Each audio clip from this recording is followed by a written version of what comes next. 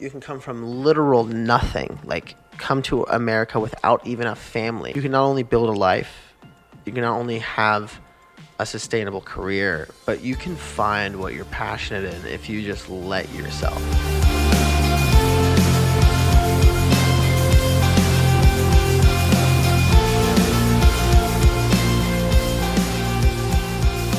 All right, hello everyone, and welcome to your favorite yellow podcast. This is What You Don't Hear. I am your host. My name is Ross Tyson, and I'm coming to you live from Columbus, Ohio, where I bring you this show every other Monday with fresh stories you've never heard and possibly even some fresh faces that you've never seen. So real quick, if you're new around here, what I do on this show is I sit down with a guest and take a deep dive into their lives as we uncover their story, the ups, the downs, and everything in between that makes them who they are.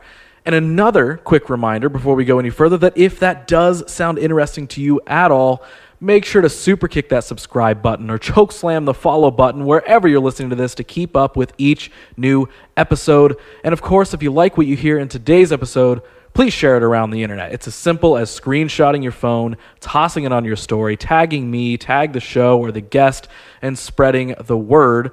Or the next time your friend posts about needing a new podcast to listen to, maybe tell them about this one.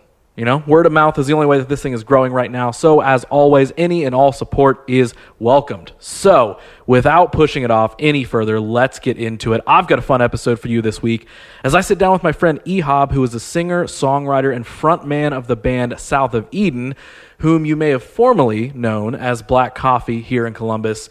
You'll hear all about how we met last year on a music video set, and I decided to ask him on the show, and here we are. And man, does he have an awesome story. Genuinely such a fun dude to talk to and get to know. So I'm not going to put it off any further. Let's just dive in. It's time for you all to get to know him as well. So here it is, episode 35 of What You Don't Hear, and my conversation with my friend Ehab.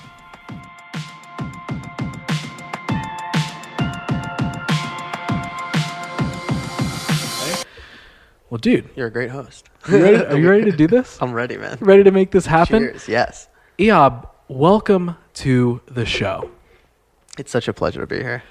We have been trying to make this happen for nearly a full calendar year. It might be. It might be a full year now. Dude, I don't remember when I originally brought this up to you, because it was after the music video.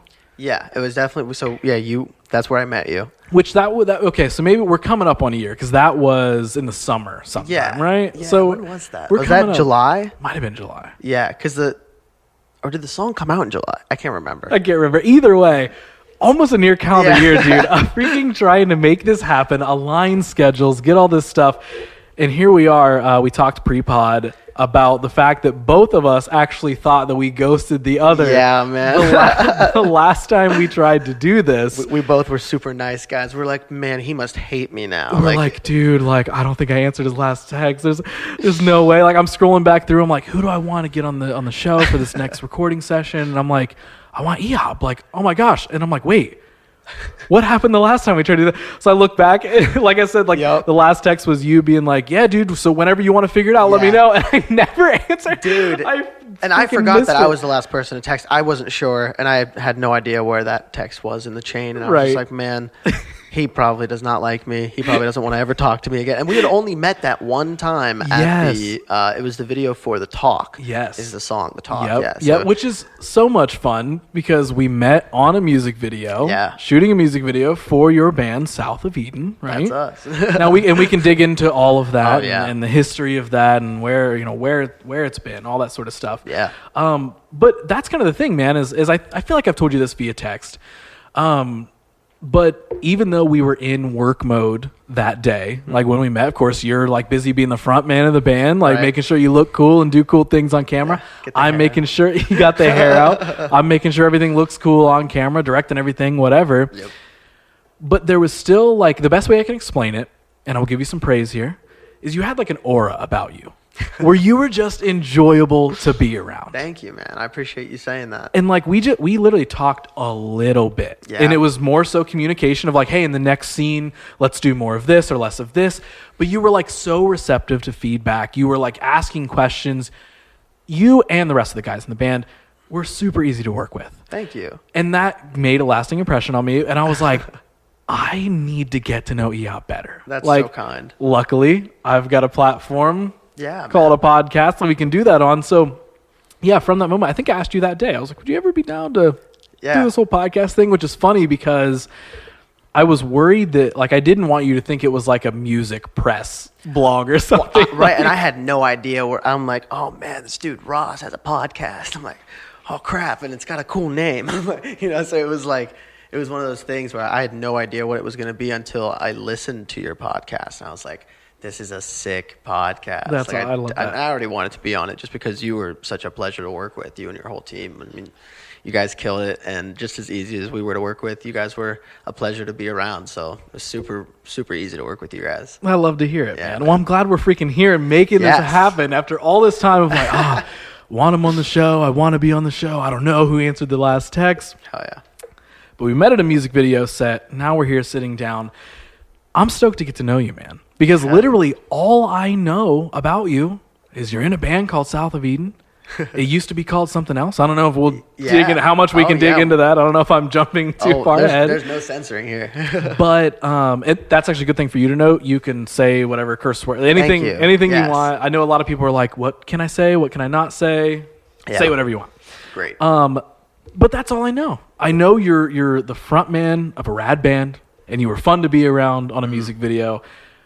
But I know I want to dive in a little bit deeper. So I want to start with, maybe for anybody listening who isn't being introduced to you for the very first time, toss out an introduction to those people. Who are you and what do you do? Yeah, man. So my name is Ehab. I'm a singer, songwriter in a band called South of Eden. And we are a rock and roll band. We're just a very raw take, I think, compared to kind of what's happening nowadays, where a lot of things are polished, which is not a diss at all. I love all kinds of music.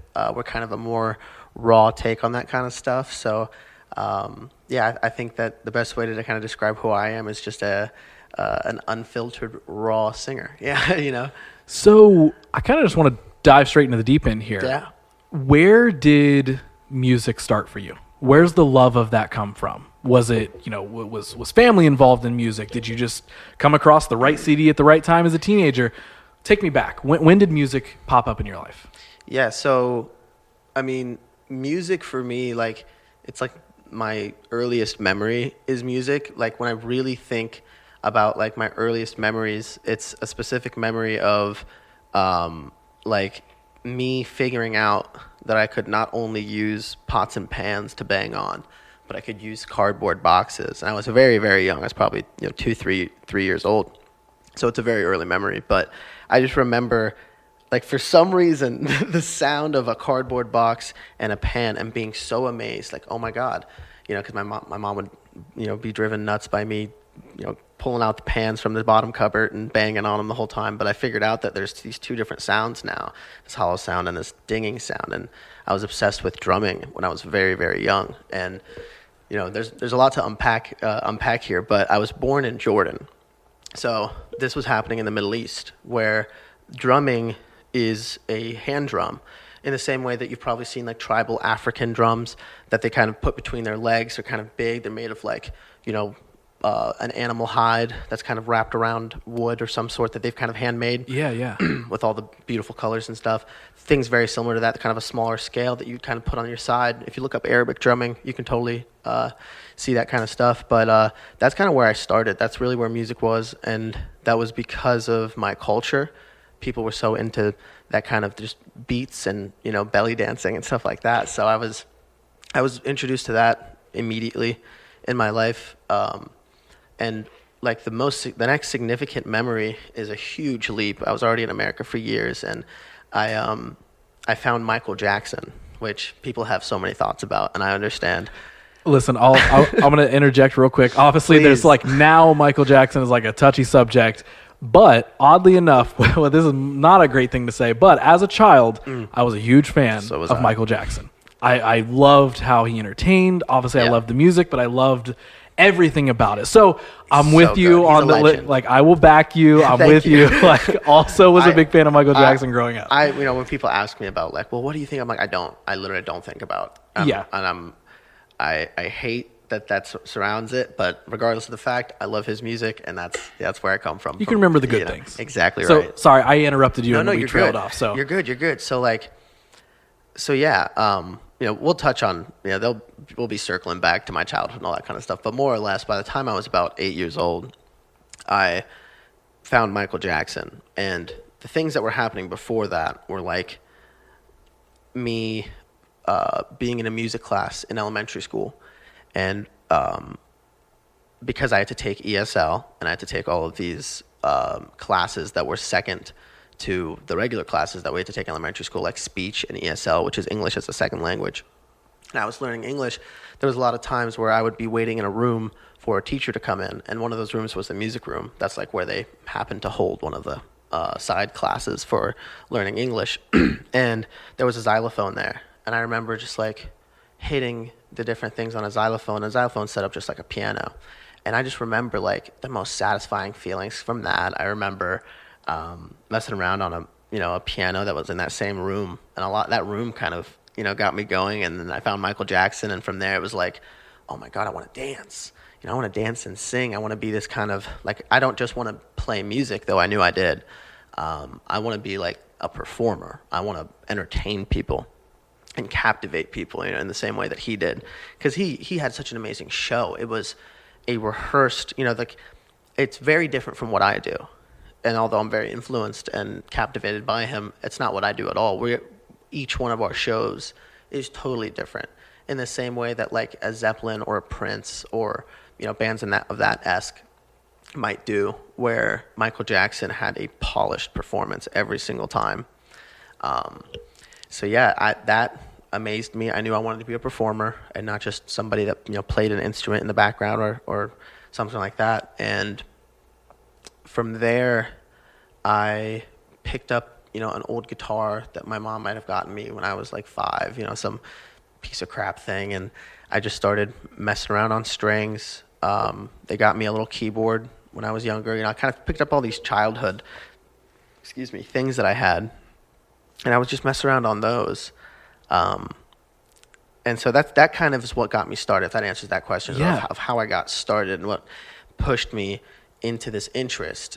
I wasn't at the point of like being like, oh, I'm going to be a musician until much later, but that's what got me really captivated into it. Yeah, so it was really early on. When you even discover what music is in general and how you can create it, but then you get the whole other layer later on of like, oh, here's what performing music is like. Yeah, and unfortunately, I had to like repress a lot of it. I had to like not think about, like, I didn't realize that this memory meant, what it means now, until very recently, because I've always had to like repress the music thing because of the way I was raised and because of how religious and the culture barrier is so different, that it took a long time to shift into knowing what I wanted to do.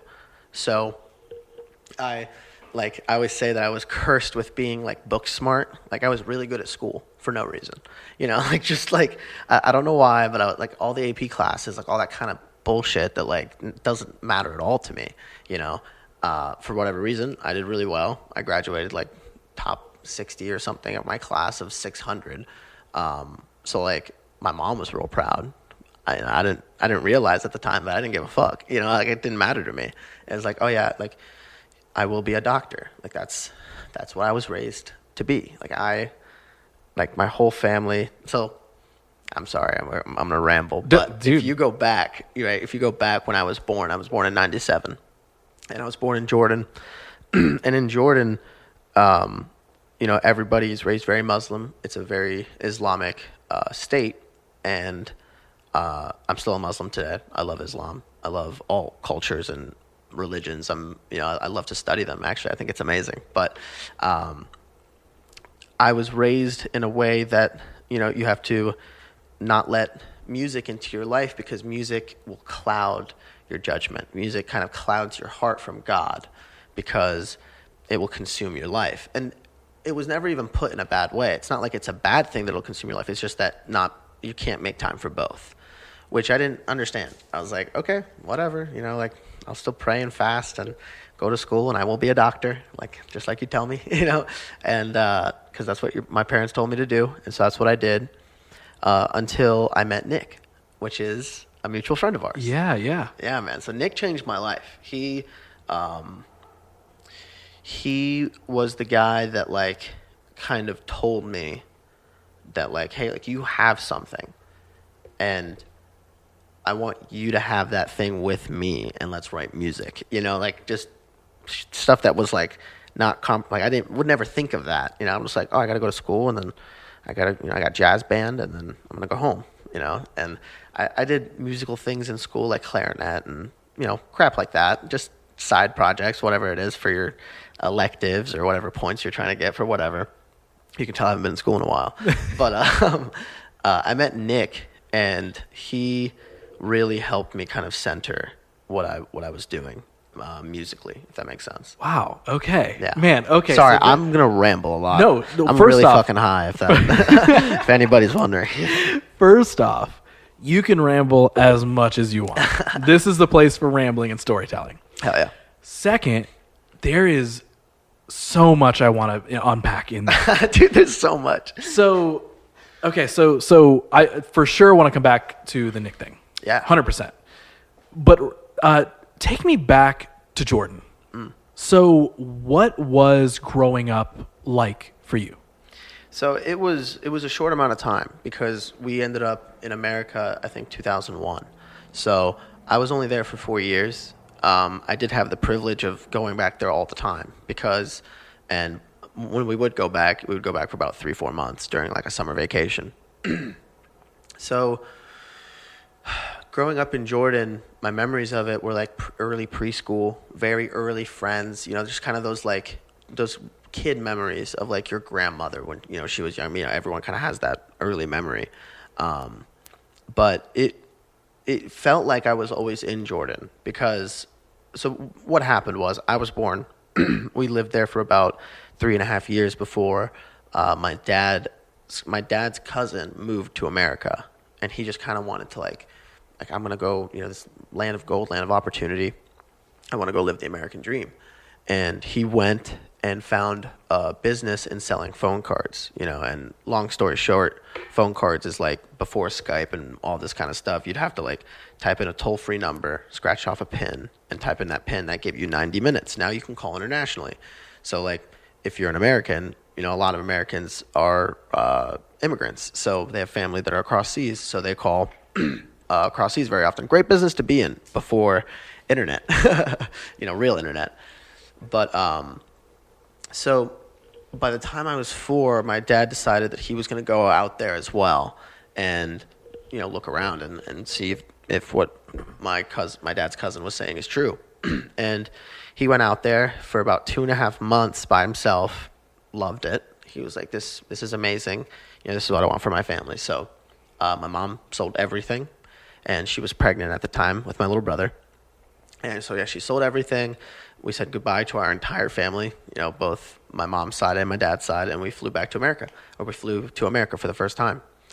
So, sorry, can I interrupt? No, go ahead. Please interrupt me as often as you want, or I'll just keep saying and then rambling. So I'm sure you don't have super clear memories, but no. what do, if anything, do you remember of what was it like moving from there to another country? Is there anything that you remember from that?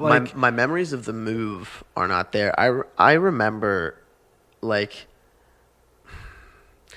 I feel like my memories are partially dreams that I've kind of constructed myself, Yeah. Because of how many stories I've heard about this time, and because of the fact we spent a long time here before we went back, but for the first time to vacation or on that summer vacation kind of thing. But the stories of my aunt telling us oh, here's exactly what I was doing, and here's where you went, and you were this big, and just like an aunt would. The move I don't remember very well, but what I do remember was we lived in Strawberry Farms, which is around Westerville area in Ohio. We moved right to Ohio, which I don't know why. I'm not sure. You think you live in a desert where it's hot, you would come somewhere where it doesn't snow, but no, they picked snow. or I would even think even one of the, I know Columbus is a big city. Oh yeah. But I would maybe even assume like a touristy Orlando kind of a place. or LA right. Like or a place that you read about, California, New York, like exactly. Yeah. Yeah, but they picked Ohio, and I think that was completely based on the fact that that's where my dad's cousin had gone, and that's where there was business. And think about Columbus, Ohio in 2001. Like, I was fucking 4. I have no idea what it was like, but right. I couldn't even speak English yet. So, so yeah, we came here, and my fondest memories, my earliest memories, are just not knowing how to communicate with people. I remember that like vividly. I remember before I even started preschool, in America, that like my mom and I would just go on walks around our little neighborhood in Strawberry Farms, and you'd see other mothers and same thing. And my mother took English in school in Jordan. She actually was born in Kuwait, and you've heard of the Saddam Hussein, the war that happened there. So my mom had to flee Kuwait and go to Jordan because Saddam Hussein came into Kuwait in the late 80s, early 90s. So my mom was like there. And unfortunately, her older brother was actually killed in that war. Just like trying to go get bread or something down the street. There was soldiers in the street that came and gunned him down. Wow. Rest in peace. Yeah, unfortunately, my mother's she's gone through a lot, but she's a strongest woman I know. Bless her soul. So she had to move to Jordan. That's where she met my father. And his parents had to flee from Palestine, which is now Israel, to go to Jordan as well. So they were kind of both kids of refugees. So they met, had me.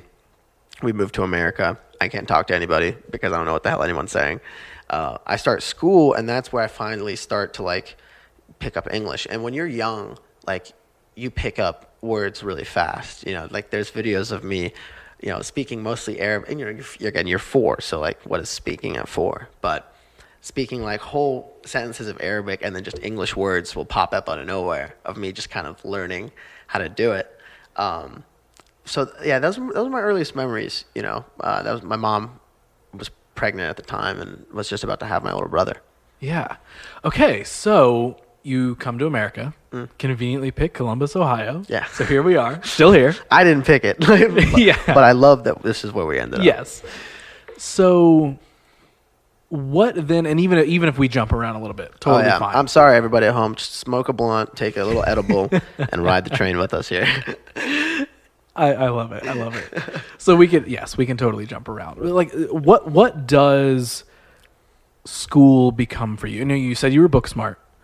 When does it, like, is there a transition period where you are like, oh my gosh, like, are there early memories of you being like, this is really difficult because no one is speaking like me? Or was it like, hey, as soon as I start taking these classes, I'm actually picking them up, and I didn't really have a hard transition period? Like, the transition was hard. Okay. My book smarts came from the stereotype of a foreign parent that wants their kid to be unbelievably smart. So there's a running joke in our friend group, because this is what happened to me my first day of preschool, which is another vivid memory. I walk into a English American speaking preschool, and there's one teacher there that can speak Arabic. So that's why they chose that spot. Like, this will be a good place for him to be around other kids. So I go in there, and I have a cubby, a little cubby, and you're a child. Like, you could stand in this cubby. I put all my stuff in it, and my coat's hanging, and all that kind of stuff. And I'm just like very scared. The classic kid doesn't want his parent to go, so my mom leaves. All right, so I'm talking to the teacher whose name, unfortunately, I forget. I wish I remembered her name. I can see her face. But we walk kind of into the preschool, and it's funny that I can remember this, but like big blue circle rug with like the triangle and square, and they're all different colors. Like, it's just a preschool setting. It's like so vivid. But yeah, I walked in there, and kids started like, hey, everyone, this is, she's probably saying something along the lines of like, hey, everyone, this is Ehab, and this, and that. And I'm just like, Kif Gum, hi, Assalamu alaikum, and nobody can understand me. And they all looked at me like, what the heck? Like, he can't speak English. Like, what is this? So they're trying to like maybe be nice to me. All I can remember is anxiety and just feeling like, oh my God, like, what's happening? And I ran to my cubby, and I hid in that little cubby, and I just remember saying, "My name is Ehab. I don't speak English," like something along that line, super broken up English that my mother had told me, like, "Hey, like, just if anybody like is asking you, like, here's what you say," and I'd practice that line, and that's what I said, and like it's now a running joke because like I've gotten over it, but it's like, "My name is Ehab. I don't speak English," because that was me. That was me as a kid, and it blows me away that's like who I am. But that's who I am, So that's wild. Wow, I know, it's out there. So how long? And I know I keep asking you for memories when you're like super young, dude. No, those memories were things that I held on to so strongly because of my parents. My parents when I said that when I moved from Jordan to America, I still felt like I was still living in Jordan. My house is. If you walked in there, you'd feel like you were in an Arabic house. It's completely, both in colors and in decorations and things. You brought the culture with you. Completely. So it wasn't like a straight conversion of just like, and we're leaving everything behind. To this day, like me and my mother and parents and family, we speak in Arabic. Like we don't speak English to each other. My younger siblings do. I have 3 siblings, of which the youngest one is 15. Her Arabic speaking isn't great, but she fully understands. Because by that point, your parents can't stay strict forever. But right. Parents get lenient, and the oldest is always like, "Oh, you weren't that hard on me," but I'm sorry, you were way harder on me. That's how I feel like as the oldest of 4. But yeah, I felt like we kept the culture in, we kept all those memories super fond, and with the digital age, with cameras, the handhelds just coming out, everything is recorded, so I was able to like just watch these things and constantly preserve them in my memory, cool. Which is great. Very, very cool. My parents knew that it was exciting that they were going to America. Yeah. They knew. They were like, "Oh my God, like we have to, we got to film all of this," especially because there's this new thing called a camera, and, they were like well off because they moved to America and they can afford a camera and all this kind of stuff. So that is awesome. Yeah, I wish I did remember more, and nobody's heard this story. I don't ever talk about myself in this manner. It's always band stuff, so it's kind of cool that you've just decided to interview me, and thank you again, by the way. Dude, I appreciate you being down to do this and down to unlock these memories and dig them up and share them. I super appreciate that. Of course, man. So we don't have to stick in like the exact same time frame. Again, if you want to jump ahead, you can jump ahead. Dude, but I'm hanging. When do you go from hiding in the cubby, my name is Ehab, I don't speak English, to adjusting to like, okay, I don't feel weird, or other people don't treat me as weird, or I'm learning more English. Like, I'm sure you don't have to obviously walk me through like day to day of like, well, the first day I learned an English word. Yeah, no. But was it like a couple years before you felt comfortable? Was it just a couple months and you were like, I got the hang of this thing? Like, I think my brain has repressed a lot of it. Okay. Because I was bullied as a child, which sucked. It's not something I talk about, but it sucked. It was bad, and it was physical, and it was verbal, and it was every day, which sucks. But it made me very resilient to both words and physical threats. It did suck, but it's not something that I dwell on. I think a lot of it is repressed, to be honest with you. And the things that people will say to you, I think it's very easy to hold on to them forever. So I've let go of a lot of it, and forgiven all those faces that I remember. No names, but I remember the faces, and I've forgiven all those people, and it feels like they made me stronger. But to answer your question of when the change happened, it was at the end of 3rd grade because my parents moved. We were able to afford a bigger house, kind of more. The school I went to was called Hawthorne Elementary, which at the time was a Columbus City school. I don't know what it is now, but we moved school districts to Westerville City Schools, moved to a nicer house, nicer neighborhood kind of a thing, and brand new elementary school. So it was a new neighborhood, new friends, and new school. So from there, it was kind of like a fresh start. It was kind of like one of those things where there's no baggage, there's no history, people don't know who you are. And during 3rd grade is when we moved. So I kind of finished my 3rd grade year in the new house. And I was able to become friends with this guy named Anthony, who was exactly the same age as me, 4 days apart, just happened to be. And he was like kind of the same scope that Nick was to music. He was probably to my life, like generally adjusting to America, he was probably one of the biggest things. And I had friends younger, I don't want to take away from anyone else, but he specifically was a big thing in my life. And he kind of just, let's be friends. Like, this is awesome. Like, you're a cool guy. And we were just friends, and we'd play around in the neighborhood. And when I went to the elementary school, that's where he went to. We were both in the 4th grade, same classes. Made it so much easier to kind of be introduced through this nice guy that people knew. Kind of gave me like a different, what do I call it? Reputation, a different like first impression on people, because I didn't feel like everybody already knew me as the foreign kid that nobody could really talk to. And right when we moved to 4th grade, right when I moved and went to 4th grade was right when I figured out who Michael Jackson was. So I was a dancer at that point, or thought I was a dancer. I will say I thought I was, like, to this day, watching the videos, like, I thought I was pretty good. Like, and I hate saying that because, like, it's like, oh, dude, I think it's like, no, but, like, I'm like, what the heck? Like, I, like, memorized all these dances. And I'm, like, a 4th grader, oblivious to my parents. Like, they're like, oh, you will be a doctor. Like, oh, maybe he's good at music. No, that never came up in my parents' mind. They were like, no, he's going to be a doctor. He's good at music. He likes music on the side, but he really likes math. That's his thing, It's like, he can moonwalk pretty well, but he really likes math. Like, exactly, exactly. I was doing the same, dude. Any slick surface that I could find, dude, I was moonwalking everywhere. Can you still moonwalk? I don't think I've tried in a while. Maybe after we get done recording this, you and I can just try to moonwalk all around the studio. I'm so down for that. I'm 200% down. So to dive back into the school stuff a little bit, and clearly we don't have to dive into anything that you don't want to dive into. Totally.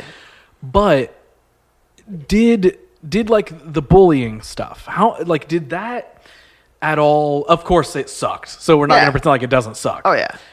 But did that, like, hinder your adjustment at all, or were you just like, this must just be what it is when you're different? Or what I'm trying to say is, like, the balance of being able to learn not just how to fit in, I suppose, but get better at the language or the culture, learn what these other kids are doing. Yeah. Is that happening simultaneously at the same time a lot of these people might be putting you down? Exactly right. Like, did that make it, and again, you don't have to get super specific. I think it did make it harder. I think, and me not wanting to get specific is partially because I don't want to, but also partially because truly my brain has repressed a lot of it. Because I remember knowing every single thing that people, like, I remember knowing it, and by the time I was 17, I just let it all go. But yeah, of course it did. If you think, like, psychologically, going to college and taking those kinds of classes, and even philosophy, like, just the way that people are brought up, just the littlest thing can change who you are and how you perceive things, let alone, bullying, like real time bullying. Like I've heard about people getting their heads dunked in a toilet. Let's do that to this little foreign kid. like that kind of stuff. Just, of course, it's going to make me feel like I shouldn't be American. Like, and I love America. I'm so grateful to be here because it's the land of the free. But at that time, with the parents that I had, it was very much like, oh, this is how Americans are. So it made me feel like, okay, well, I want to be Jordanian. Like, I don't know if I want to be American because these guys are mean.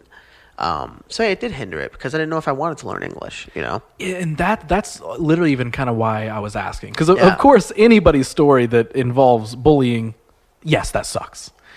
But, while you're simultaneously trying to adjust to get more comfortable, but sort of become this new culture a little bit. Obviously, I'm not saying that and leaving yours behind, but no. You're trying to adjust to life in America while also kind of being shown that, wait, is that even that cool? Because all my examples are this. Right. But I'm also trying to learn it. So exactly, you literally, you answered the question perfectly. I don't know it's your story, so that's weird to say. But I answered one of them. But, like, that's literally why I was asking of learning that, because I don't have that experience. You know what I mean? Like, sure, dealt with bullying, growing up, but not in the same way. I wasn't trying to learn not only the language, but also how to. I mean, when you're growing up, you're trying to learn how to be friends with other kids anyway, and it's kind of weird. It's already tough. Kids are assholes. Exactly. Yes. So it's like adding, the racial barrier or the culture difference or whatever it is. Like, it's like I'm asking that because, like, I don't it's like my brain almost can't fathom, like, it's hard. Wow, you were trying to learn this stuff and fit in at the same time and getting the bullying mentality of what it's like to grow up anyway. Yeah, I completely agree with what you're saying. I don't think it takes away from what you went through. I don't think it takes away from what anyone went through. Everybody is born with their own limit and capacity to handle stress, and everybody deals with it differently, and it feels different to everybody. So I think that, at the end of the day, we both share that experience of bullying, and we know what it feels like, and we know how to push past it and how to prevent it and be people that hopefully can prevent it, in the future if we end up having kids or whatever it may be. Right. But yeah, I think that a lot of it being pushed back in my mind is helpful. I can't ever pretend like it wasn't me, like that's something that I wanted to do, kind of like completely just, like that's a different person. But I think that's too far. I think that I have to keep that with me because it's who it's part of me. It made me who I am. So yeah, it's an important learning curve process. It's one of those really difficult negative things that you're going to push aside and be like, let's not think about that all the time. But when it does come up, I can own it because it's molded me into who I am now. If it does come up, pick up a guitar. Yes. Yeah. And hey, that's a good thing for us to get into. Exactly. Right. So, okay. So you say, around like 3rd, 4th grade is when you not only find Michael Jackson, but you start to make that adjustment into getting a little bit more comfortable in America in general, right? You start making friends, all that sort of stuff. So what then, I think my next question is, what then becomes the balance of the expectations of what you should be in school? So, you said like the parental strictness of like, you're going to be a doctor, you need to get good grades, all that sort of stuff.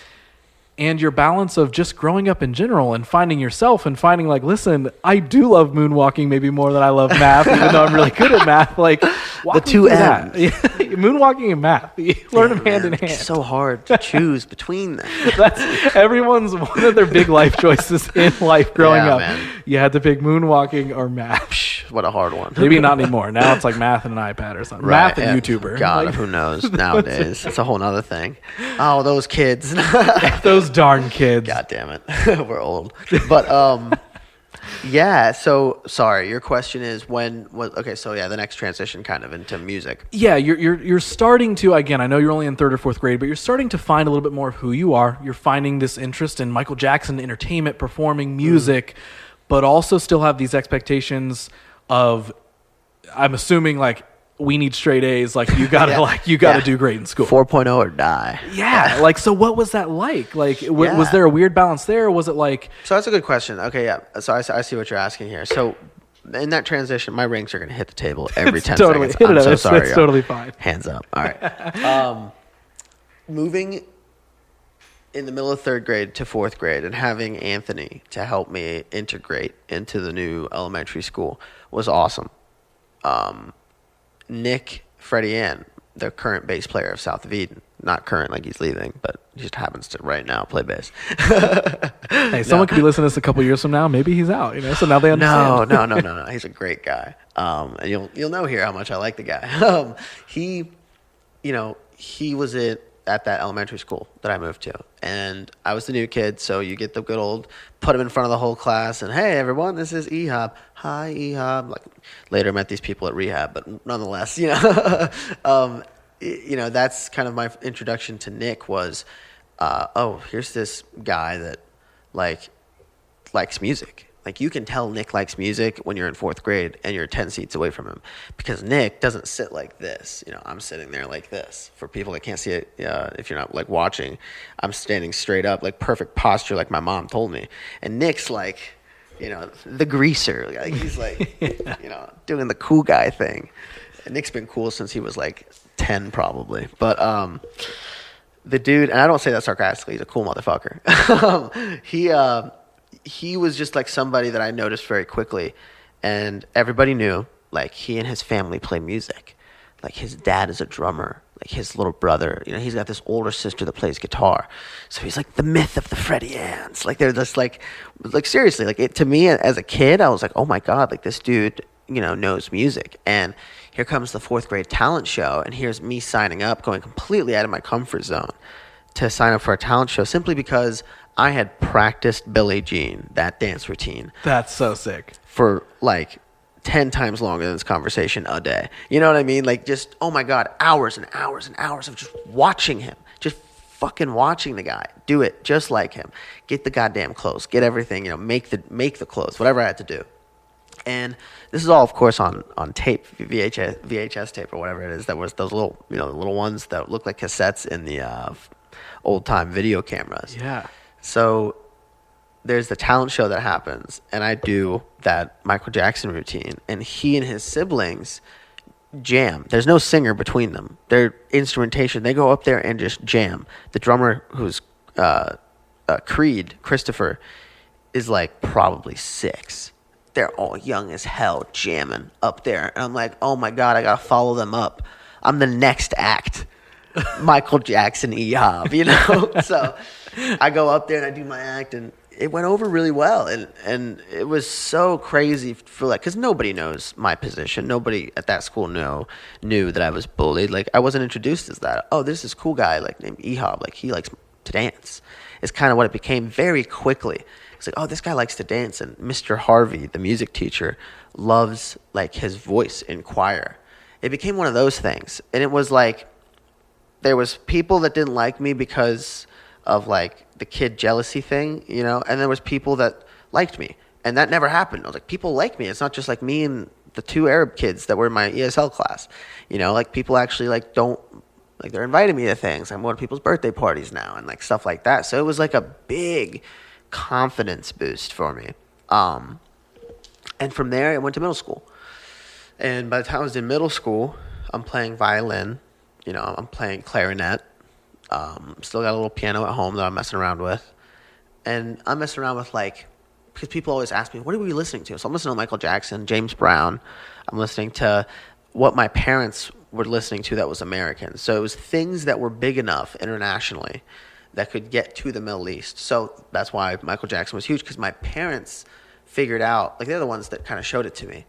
And when they saw that I loved it, they were like, awesome, we also love him. This is something we can connect over. And so we had this thing with Michael Jackson. And from there, it was, it's this weird transition from that to Lady Gaga. And I can't remember how that happened, but that's the modern song. That and Apologize by Timberland, or just whoever does Apologize. That's what I was learning on the piano. One of the first things I'd ever learned was that on Apologize. I'm playing clarinet. I'm playing that kind of stuff. I joined the jazz bands. Now I'm playing tenor sax. I'm reading classical music, which was easier than learning English. The issue, though, is no red flags are going up for me. I don't realize that I'm good at this. No one's telling me that. My parents would hear me sing, and my mom, I love my mother, but she would tell me to my face, yeah, I like that you sing, but you don't have a good voice. Your voice isn't, you're singing Michael Jackson, know who you're singing. That kind of stuff, which is, so down-putting. It's oh my God, I suck. To hear your mother tell you that. But my mom was also the same mother that, I would show her a magic trick, and she'd be like, here's how you did it. Just, do it well enough. Yeah. And trick me. And so, right now, if you give me 2 quarters, bro, you will not know how one of them disappeared, because I'm that good at that stupid trick that I showed my mom until she didn't realize how I did it. Amazing. And I blamed her at the time. I don't blame her now. I love the way I was raised. So yeah, we go to middle school. I'm playing all this different stuff. A Kings Island trip of destiny. That's what I call this the 7th grade Kings Island trip in middle school, or maybe 8th grade. I think it was 8th grade. We all go on a bus to Kings Island as a school trip. There's this girl that I think is cute. Nick thinks she's cute. I didn't know that at the time, but Nick's talking to her, and she's telling Nick about how I sing. She's like, oh yeah, he learned Vanilla Twilight by Owl City on the piano, and he and I sang it during lunch, because I was the geek that would go to the band room during lunch to eat my lunch and play the piano, because I'm a geek. So she was telling him that. He goes, you can sing? And I'm like, yeah, dude that I thought was cool since 4th grade, that I'm now talking to kind of for the first time ever, but not really, but hi, my name is Ehab, kind of thing. It was literally one of those things. And I've never told him that. I'm sure he'll hear this and think he's some hot shit now. But seriously, man, that dude was oh my God, people are telling him I can sing. He's like, well, I happen to need a singer. And I'm like, well, can't do that. Sorry. Like, I'm not that good of a singer. Like, you know what I mean? Like, I can't be in your band. Like, you guys are good. Like, I can't do that. He said, well, just come over sometime. And he's like, just give me your number. And this is all happening on this faithful trip ride that he probably doesn't remember. And I get his number. He sends me a bunch of music. It's like Iron Maiden, Guns N' Roses. I'm like, what the hell is this? I'm like, this isn't Lady Gaga. Like, I don't know what these guys are doing with their voices. Like, this isn't proper singing. Yeah. You know? So wow. Okay. Sorry. As you were explaining that, like, in my mind, I was like, oh, yeah, you're getting introduced to the other, like, big, cool bands from the past. But that's no not idea. That is not the music that I you didn't knew listen to rock. Yeah. My parents hated rock. Wow, that's like, that's listening cool. to Phil Collins, man. Like, Phil Collins. You know how I learned English? Tarzan. That movie where Phil Collins wrote, like, the entire score. We don't deserve that album, by the way. That soundtrack, we don't deserve it. Humanity doesn't. Phil Collins should have written it for an alien species. The best soundtrack of all time. I know how silly that sounds, but totally fair. It helped me learn English along with Dora, and me and the freaking Spanish speaking folks were like, "Did you see that episode?" You know, like that is awesome. But yeah, man, it was really really cool. And so he sends me Rocket Queen by Guns N' Roses, which is a deep cut that a lot of people haven't heard. He sends me the live version, so I'm hearing, you know, going from like, you know, like, it's close to midnight to like fucking raspy ass. Like, what the hell? I don't know what this man is saying. I can't understand him. How am I supposed to sing this? And like Iron Maiden's Run to the Hills, where I'm like, okay, like I can kind of, like, I don't like the music, but I can hear what he's singing. You know, I'm like, how am I supposed to do this? Like, I don't sing rock and roll. Like, I don't do this. So just like I did with the Michael Jackson music, I listened to those 3 songs. It was Man in the Box by Alice in Chains, Run to the Hills by Iron Maiden, and Rocket Queen by Guns N' Roses. I listened to those songs, like, on repeat. So much, constantly. Looked up the lyrics, was just nonstop listening to those songs.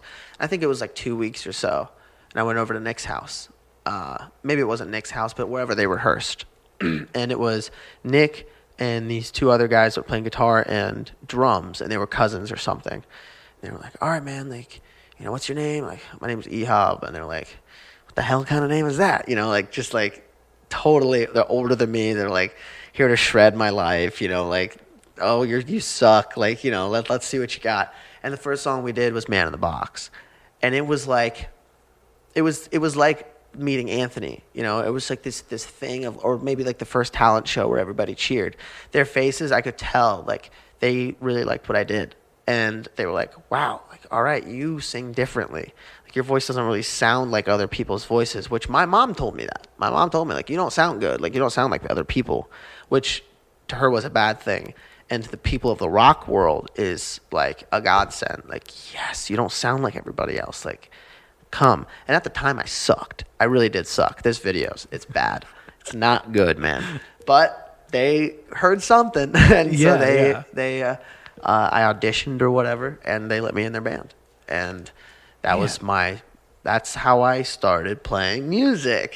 So, listen, I love it, man. I know you think you're rambling, but you're sharing just, you're doing great. Thank you. I appreciate You're doing great with your own story. Like, thank you. I wrote it myself. Do not worry about the rambles or the trail offs or anything. So, one question I have is, as I scoot a bug off the table, what is that doing here? Whoa. Let's edit that out later. Like, I remember earlier you said that the involvement of music in your culture, of course, was there, but it was like kind of seen as a little bit of a distraction. Like, you can't have that and academics at the same time. Right. Or religion or. You know, so was that, were you getting that pushback during all this time? Because you're finding time to practice these songs and stuff. So I'm wondering, like, what is that like? Is it like after I get all my schoolwork done and do all that sort of stuff, like, then I'm getting, then I'm, you know, quote unquote allowed to practice or whatever. This is cool because this is like a memory refresh for me. Like, I get to kind of remember everything now. But that's exactly what it was like. It was the regimen, you know, when I was younger was, okay, time for homework. This is young, like second, third grade, when your parents do kind of do your homework with you, so you can make sure that you're not an idiot. And so we sit down and we're doing things, and my mom, like, if you don't write your 2 on the line and it looks like a computer did it, big old pink eraser, just erased. Write that 2 again. You know the answer. Like, I was smart enough to know the answer, but my handwriting to this day sucks. And she wouldn't have it. So English was my, like, least favorite subject, because when I would have to write stuff, especially if it was paper, even math, when I was writing math equations, if a whole page, I'm not kidding, a notebook page filled with stuff didn't look good, it didn't matter if it was right. It had to look good. It didn't matter if every letter was spelled right in my paragraph. It had to be perfect cursive when you were learning cursive as a kid. She would erase, not rip up the paper, God forbid. No. She would erase the whole paper and make you rewrite it on it. And my teachers would be like, why is your paper brown? I'm like, I had to rewrite it 5 times on that piece of paper because my mom told me to. Like, that's how you're gonna. And by my mom, I do mean both my parents. My mom was kind of the one that was closer to me. Mm-hmm. I'm a mama's boy, but she was just a perfectionist. A perfectionist. Like, you have to do everything exactly right. She's one of those people that can draw a circle perfecly. You know what I mean? That's just like wild, the OCD mind. Like, if you go into my mom's house, you could like eat off the floor, but she'd yell at you. But she's just a very clean organized person. Yeah.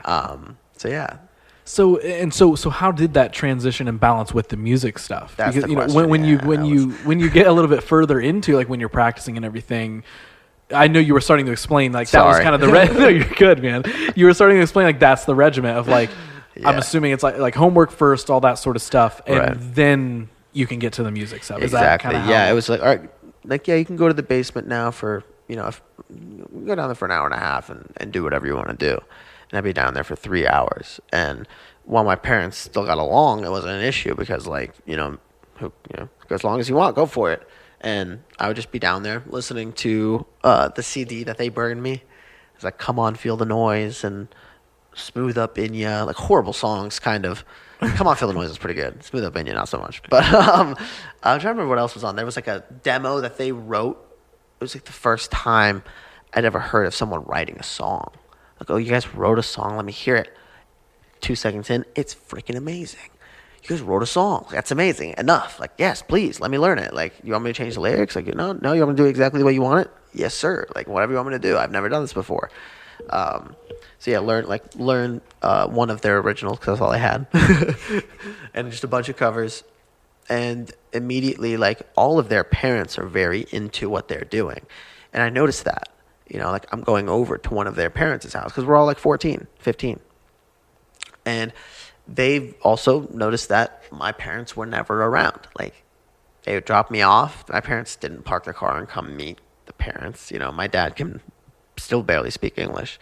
My mother, she went to school here. Like, she went to college in Jordan, but she went to college again here.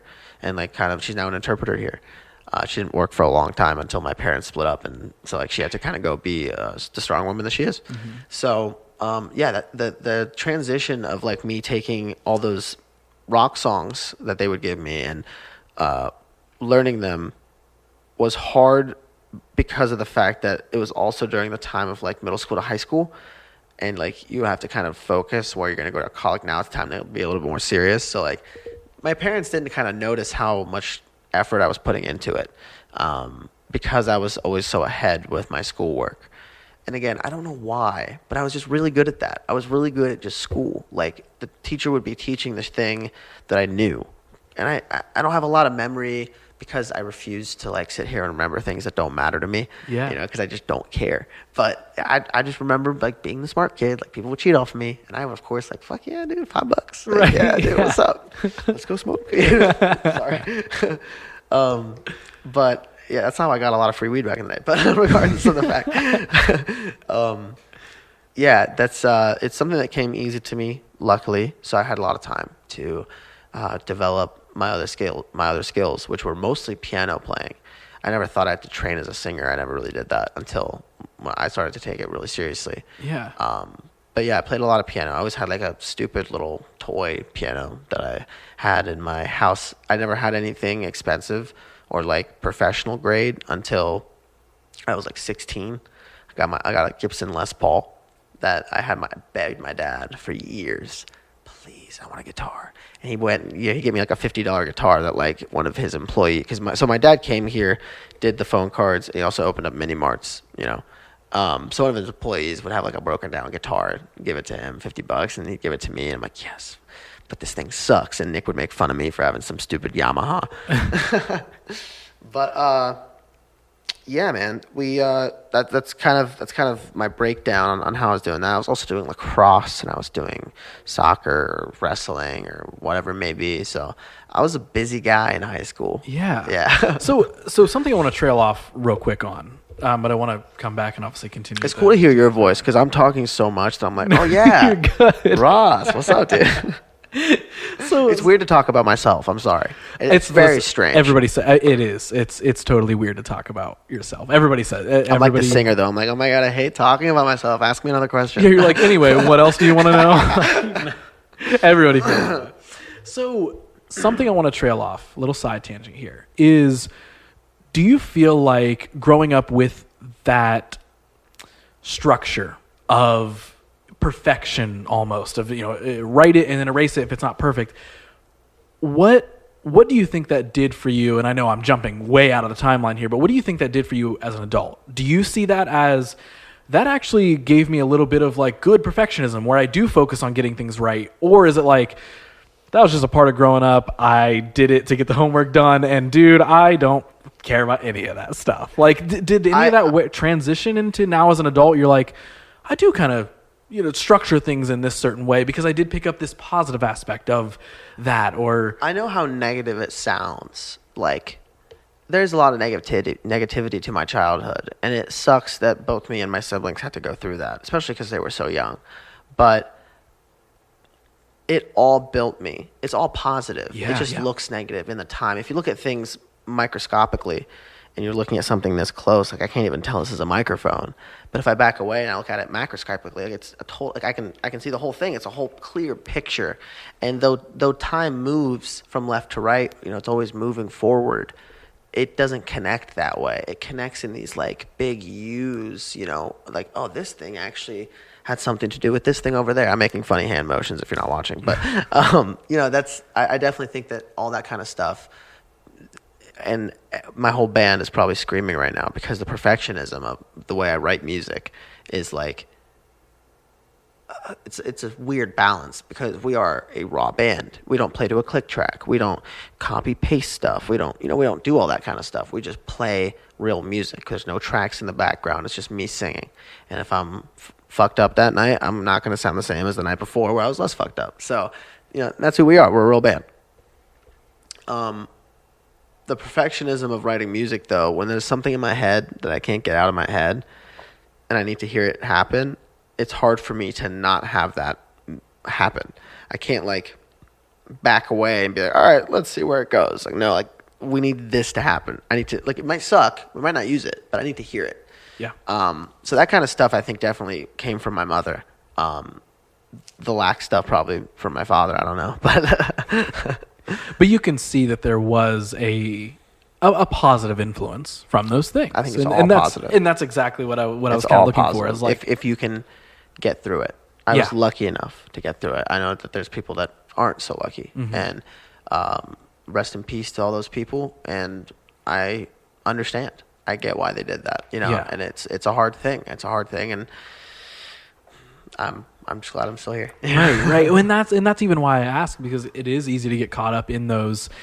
I could sit here and we could make this hours longer, and I could tell you my story, right? But it's like And I could give Which I would love to hear. If maybe not now, but if you want to, I mean, listen. Of course. I'm hanging. Conveniently enough, I was on an episode of my own podcast and released a whole, and it was way too long, and it was by accident. Well, I'm going to continuously apologize to the listeners for it being so long, but I sit on a bus and just shake while I go to new cities.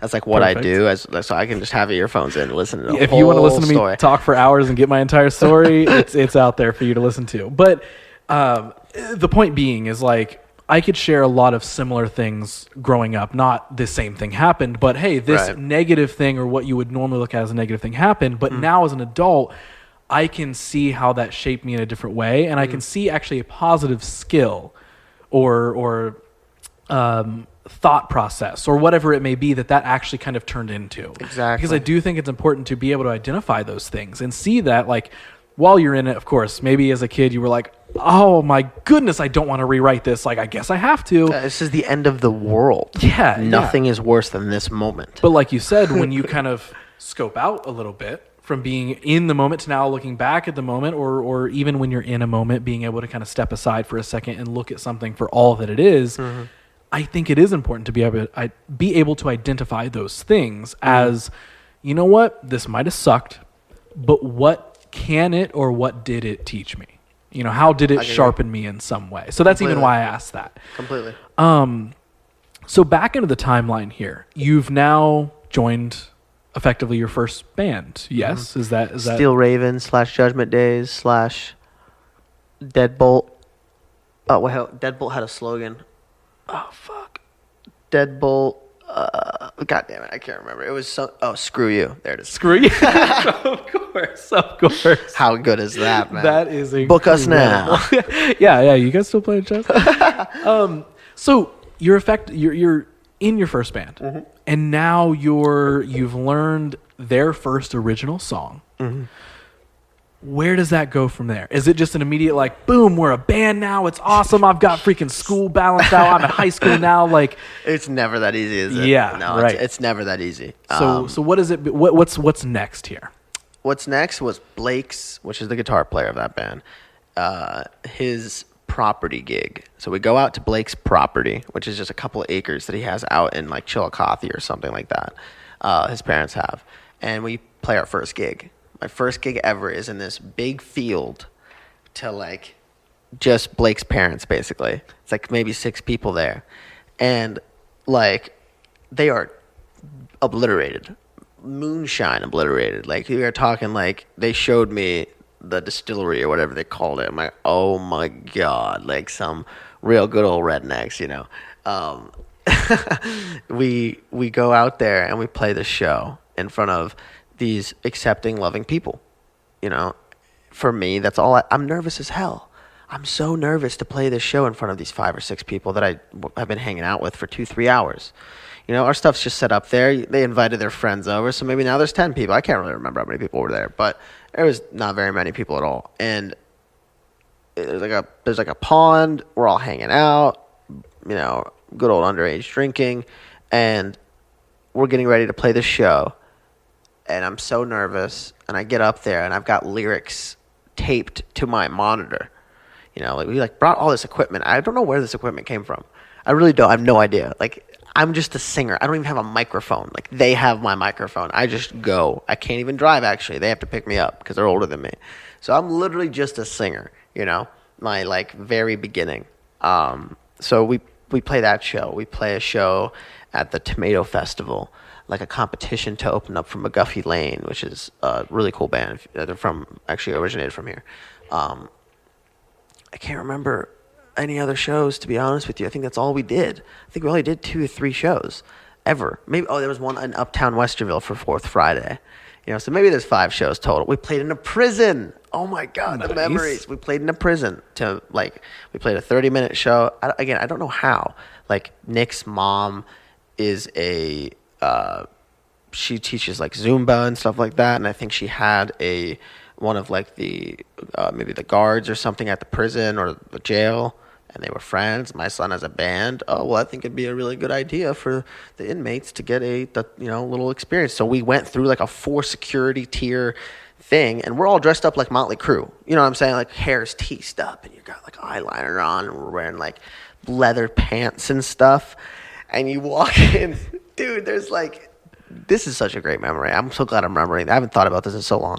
There are like 60 dudes sitting there, handcuffed, sitting down. They're not allowed to get up, and just guards. And you're in a freaking jail. You know, that wouldn't be the first time we went there. No, we're in a jail, and they had us set up just right in the freaking like mess hall, like right in the cafeteria. And they just had them all on the other side, and they divided it. Like, this is a woman, and I don't know where. I was too young to know. Like, I had no idea where. I'm like terrified. We played in front of the men. They dug it, and it was super weird. And then they get up, they come out. We have a 10-minute break. Here come the women. They sit down, and the women get lit.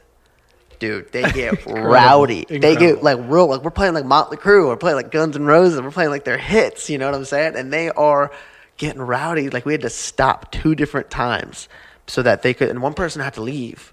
Like, dumb, dude, I want Nick to come on this show just so he can tell the story, just to see how well it lines up, because I want to see what he remembers from this. Because that was, like, just nuts. You're like, what are we doing, dude? That is why. Okay, so when you first said that, you were like, yeah, we played at a prison. In my mind, someone threw a show at an abandoned prison. Right. That's what I thought. Well, that's why I was like, oh, yeah, we played at a prison. But you played to the inmates. That is wild. Like, that's what? Awesome. I hope there's a picture or a video. That I is hope so to God cool. there is. But wow. I'm sure we weren't allowed to or something Yeah, stupid. yeah. There's something. Yeah. There's probably some rules there. Someone's like, psh, fucking liar. Yeah. Fucking liar. There's no way that happened. Yeah, your rock and roll come up story. 15. Played in a prison. Of course. Because that's how coolest thing I've ever heard. Yeah, you and Johnny Cash, bro. Okay. Like, right, yeah. Dude, okay, that is what. So, what was? I mean, you said when you were remembering these shows, you were like, we played like I don't know, maybe 5 shows. Was this band a short-lived kind of first thing? Like, it was a short. It was. The band happened for a long time. It was just hard to book shows because you didn't know where the fuck to play, and also like Ehab is still very Muslim. Ehab is still like, I don't want to play it where there's alcohol. And you're like, well, where the fuck are we going to play? You know what I mean? Yeah. There's no alcohol. Like, what do you mean? Also, who's going to book a 15-year-old, to come sing? Which it's not. It's easier now, but it was harder then because it's an X if you're 18. Like, if you're 15, a casino doesn't want you to come play. That's where the money is. And we weren't into the El Rosa crowd yet. We didn't know the Columbus music scene. We hadn't met the Boba Flex. We were nobodies. Like to this day, I think the page probably doesn't even have 100 likes, kind of a thing. Like we're in school. Like Ehab's skipping band practice for lacrosse sometimes still. Like Ehab doesn't want to be a musician. He just likes to play music because Ehab is going to college. He's got to get to OSU. Like he's got almost a full ride. Like look at all these scholarships he got approved for. Like look at all this amazing stuff that Ehab's got going for him. So they knew that I didn't take it seriously, and I didn't. At that time, the band becomes straight-laced. Me and Nick break up with the band before, and Nick's stepbrother starts drumming. We get this kid that's way younger than us, he's like 3 years younger than us, 2 years younger than us, to play guitar. Unbelievable guitar player named Diego Grimaldo. And Nick's stepbrother is named Adam Amici. They are both just so great at music. They're in a band together now, and they rock, and they are going to hate me because the name is slipping my mind. But shout out to Adam Amici and Diego for being amazing people. But that band was called Straight Laced, and that was the band that we actually played music in, Promo West production stuff, and the basement, and we played the Newport, and we opened up for people, and we did stuff like that. And that was a way more serious band where Nick started to get frustrated with me.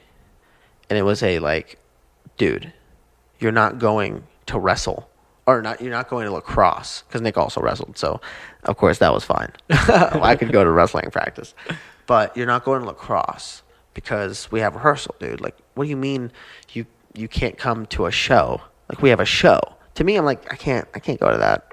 They're like, what are you talking about? Yeah, you have to go to that. So Nick got really frustrated with me. I was getting really into, at that time I'm like 16, 17, almost. By the time I was 17, it was done. But when I was 16, I got my parents had a really bad falling out because, again, of the culture and the religion. And my dad really loved America, really loved American women. Okay. And yeah, he did what he came here when he was 26. I'm 24.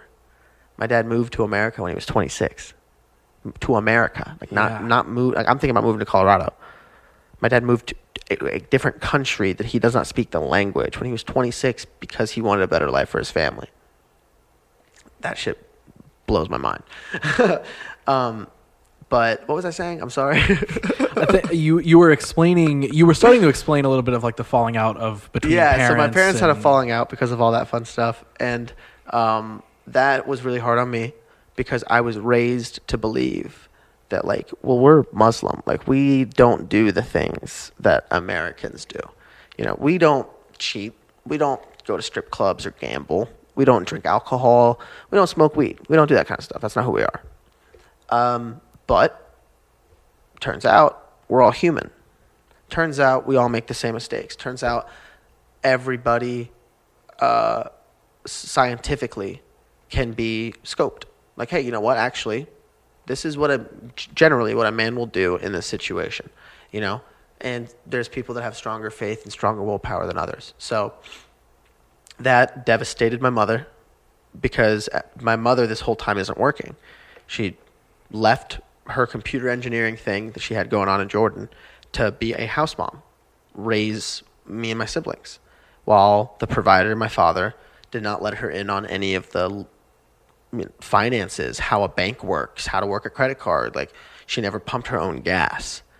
And because in Jordan, that's what you do. She's treated like a princess. She's treated a lot of people have questions about that kind of stuff. Why are they wearing hijab? Hijab is the scarf that women wear. It's believed that they're wearing that to preserve their beauty, so that when they reveal that, it's to their loved ones, their family, right, brothers and sisters, but to their lover, to the person that is married to them and will spend the rest of their life for them. So that's why that is, and it's a complete optional choice. My aunt right now is in her 40s, living in Jordan. She does not wear one, but she's a full Muslim and completely is devout to her faith. But she never got the calling to wear one, So that's something that not a lot of people really grasp. That's great. Yeah. Really cool, But nonetheless, so that kind of stuff got me really into drugs. My parents having a falling out, seeing what it was doing to my siblings. The climate in the house totally changed in the course of a year because my mom found out a bunch of stuff and it tanked. It was real bad. As a very young kid, because this stuff started when I was 14. But by the time I was 16, I was getting into drugs. And I was getting into things that I shouldn't have been and things that I don't condone.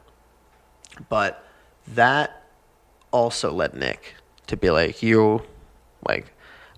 Nick wanted it. Nick wanted to be a musician. And I didn't know that I wanted to be one.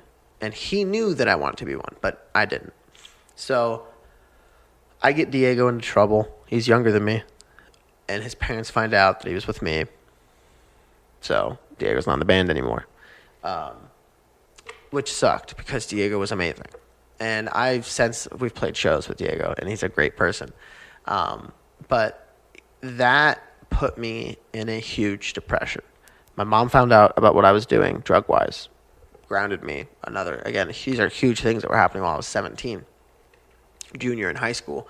By the time I was a senior is when the band was officially dissolved, and I went to college. I went to OSU. I did a semester at Newark. I went to main campus, and I was goofing around. I'm not trying very hard. Not trying very hard for me, unfortunately, still means I get a 3.4. I don't know how. But my first semester was a 3.4. Second semester 3.6. So I'm still doing okay. I'm still, there's no academic issues, but I'm not feeling it.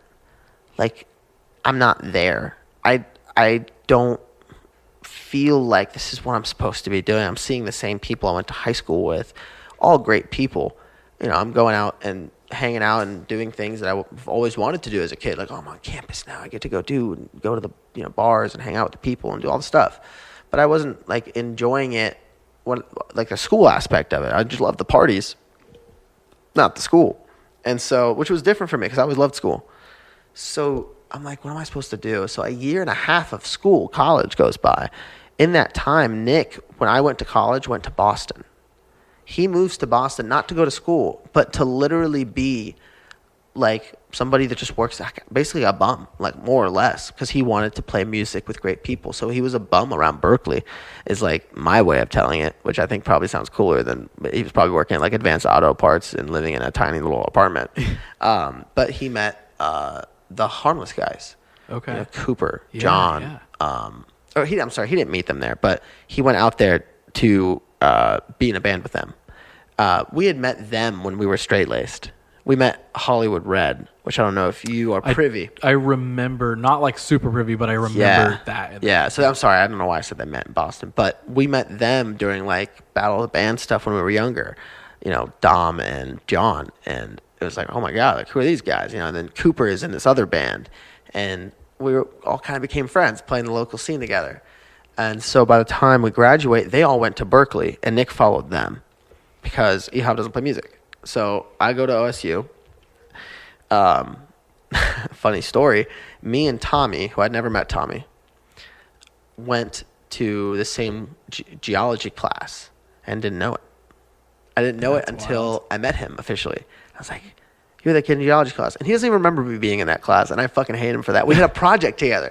We literally had a group project together. Amazing. It was like it's like 7, 8 people, but he didn't even remember me. That's I was like, amazing. You goddamn bitch. But yeah, man. So like, I'm in school. It sucks.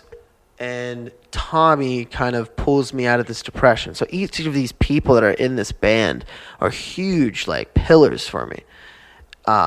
Justin and Tommy were in a band as well during that time. So we all kind of knew each other one way or another. We didn't know each other very well. But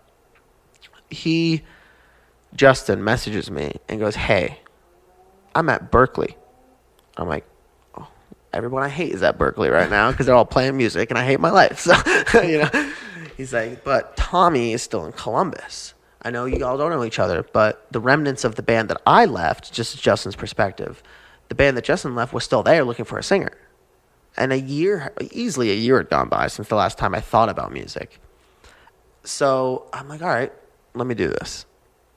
So I go over there, and same thing. My name's Ehab. What the hell kind of name is that, man? That good old stuff. And it was a totally different atmosphere because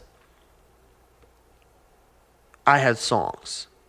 I don't know how I had songs, but I was writing songs in straight lace that sucked. And then when I was by myself, I was writing poetry that probably kind of sucked, but it meant a lot to me. And that poetry led to music of all this time of me playing the piano. I could kind of shittily get my way around a guitar too.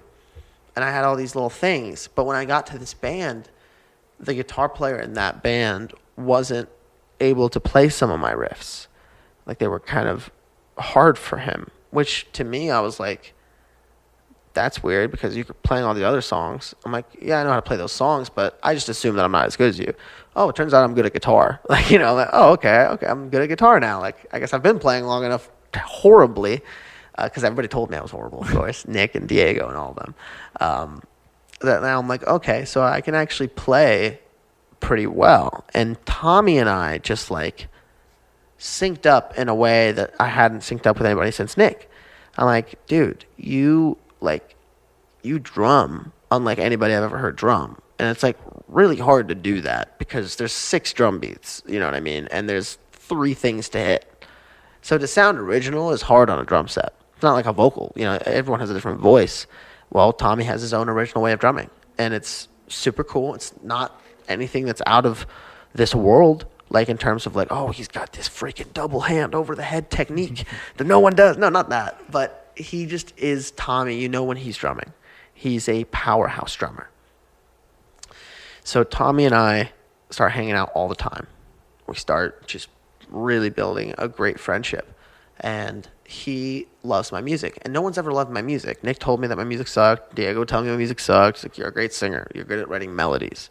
Like, you're a good songwriter now, but you can't write a whole song. Like, you don't have good riffs. Because I sucked at guitar. And granted, those songs did suck. Like, I'm glad they told me they suck. Because, again, just like my mom, I made me get better. Mm-hmm.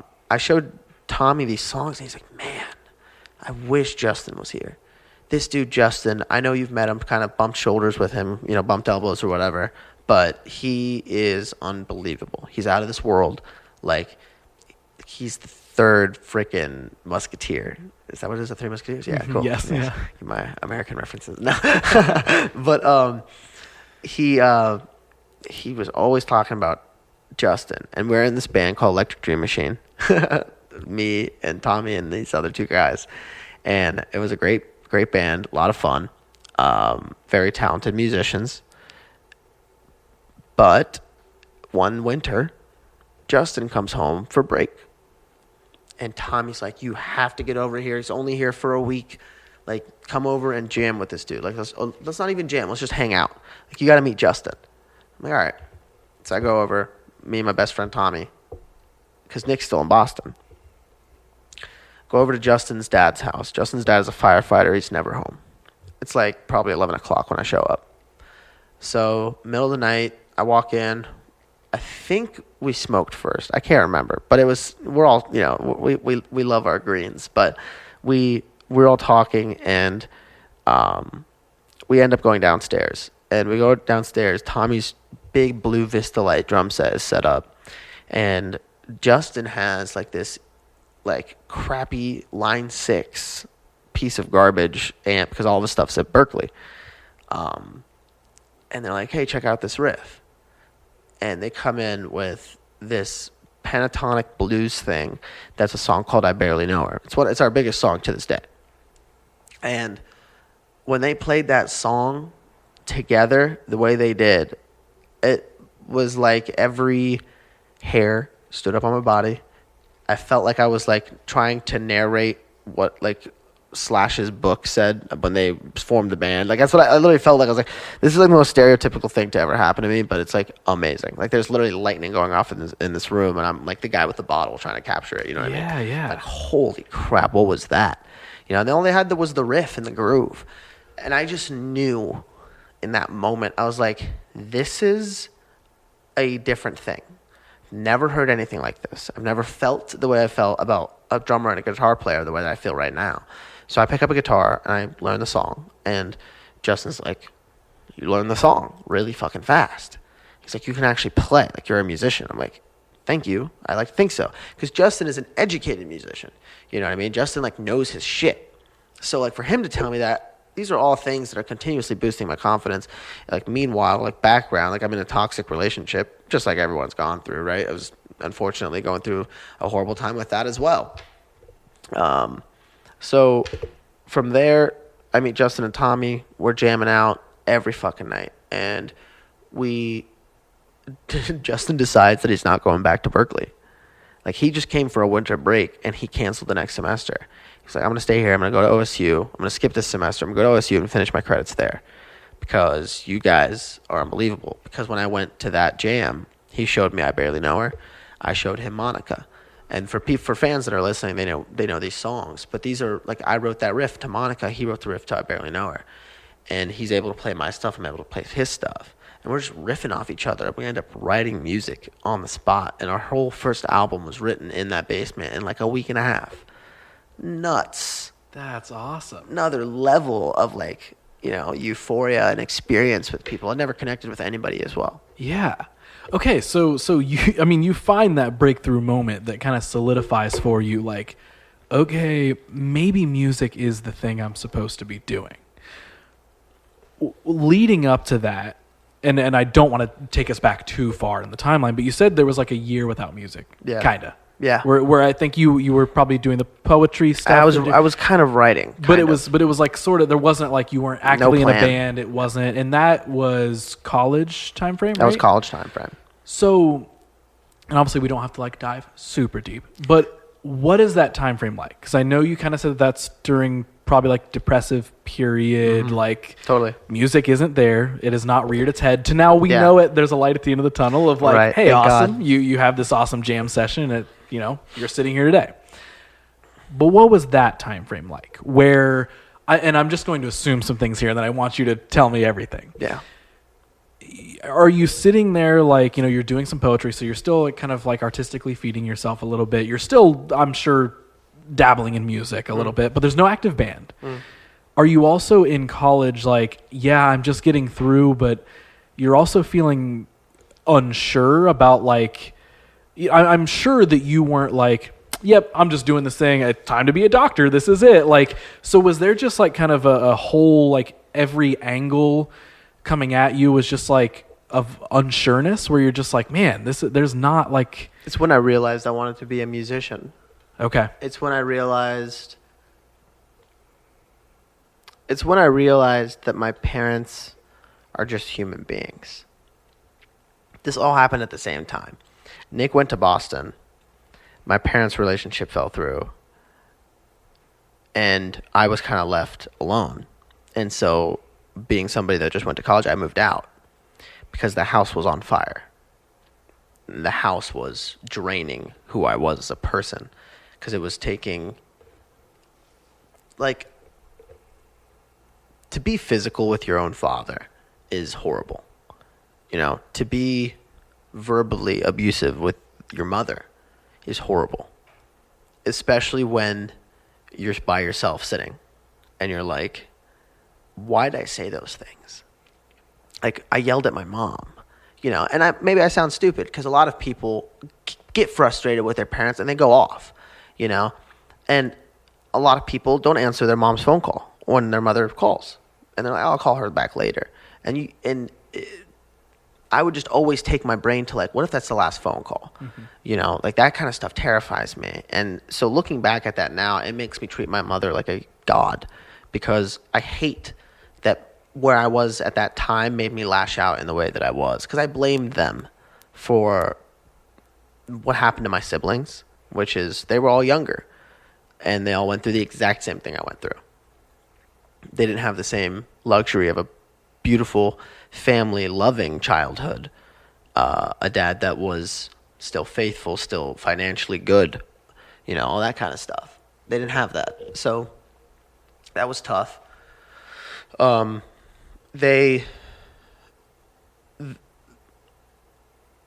year made me know that I don't want to be a doctor. I want to be educated. I knew that I wanted to finish, though I didn't. I know that I will finish college eventually. But I knew that I wanted to be playing music, and I would write lyrics. One of the poetry lines is a song that hasn't been released yet. But one of the lines was a line that I woke up in that house before I moved out, and I would wake up to screaming to them, kind of doing that. And my siblings, of course, waking up to that as well would be very emotional. And I wrote a line that says, I wake up in the morning to your screams and shouts, and I'm begging, will somebody let me out? And a couple phrases down, it says, the thoughts that go on in my mind, they would leave most people sick and blind.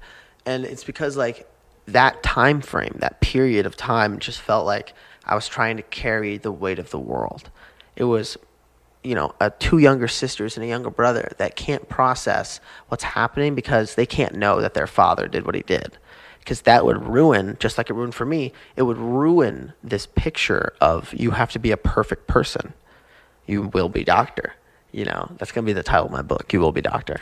So yeah, that's if that answers that question. Yes. No, it more than enough does. Yeah. I appreciate you sharing that. Totally, man. Yeah. It's out there that I'm never open about things, but it's cool that you're doing this and there's a microphone right here so that it can be recorded and it's just going to be unfiltered and it's just going to, come out and maybe it'll mean something someday. No, I'm sure I'm here to tell you that I think it means something right now because it means something to me hearing it and being through similar in ways. Obviously, we're not digging into heavy details on either side, but similar situations where I can relate to some of the things that you're explaining. So even on that sense, I'm like, wow, okay, we are relating there. And I guarantee that somebody listening to this or watching it or whatever it may be is feeling that same way. So it doesn't have to change the world. I think it can, even if it relates or attaches or connects to one person. Yeah. I think that's the value. And that's why I play music. It's to connect to that one person, because music, I think, saved my life. I think finding rock and finding this unfiltered, unperfect music that was totally different than what everything I was doing, which was perfect pop music and perfect Mother and You, I'll have a perfect life. Rock and roll, your parents they have a divorce and you've had this shambles of a life, kind of. Of course, I'm very privileged compared to what most people have to go through. I'm very aware of that. But for my time, my mindset in that scope, a life in shambles, to have that is very inspiring. It's a very inspiring platform. If you can be inspired by it, that's the hard part, is to look and see and create rather than destroy. And it's hard to do that because I was kind of doing both. I was destroying myself, but creating what I think is very good music, in the essence of emotion. It's very real. It's good in that it's not a lie. It's not polished and it's not fake. You know exactly what it is. You can hear me in your living room if you listen to it on your Alexa. So yeah, man, I think that everything I've been through and everything that everyone's been through makes them who they are today. I think that's a hard thing to grasp until you grasp it. Yeah. Well, I think even, and we're trailing off a little bit here, but I think even in a classic podcast phrase here, in today's society, with social media and content creators and influencers and all this sort of stuff, I feel like it's easy for a lot of that stuff to both get lost in the shuffle, like the authentic stuff, because that's what I don't think is going out on a limb to say that I think that's what art is. Yeah. Right? It's an extension of a person's thoughts or feelings that might connect with somebody else in another way and make them feel something, and then they like it, right?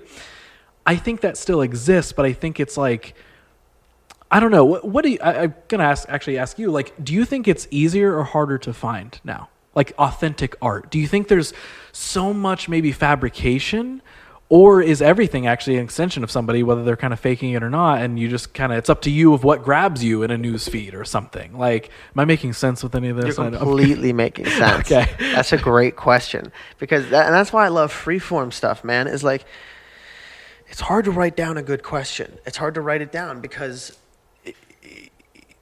you're purposefully trying to make a question that could fit to anybody, And that question that you just asked me, maybe you've thought it before, but you just asked me it in a very genuine way because you just came to you. And my answer to your question is something that I've said many times. It doesn't exactly answer your question, but we're going to use that to trail in my segue to your answer. But I've always said that it's hard to find good music because of, not authentic per se, but good music because of the fact that there's so much of it. It's not the 70s anymore. You right there, or you could for $30 put an album out on Spotify, the platform, Apple Music. $30, one-time payment for a year will put you on all those platforms at the same time.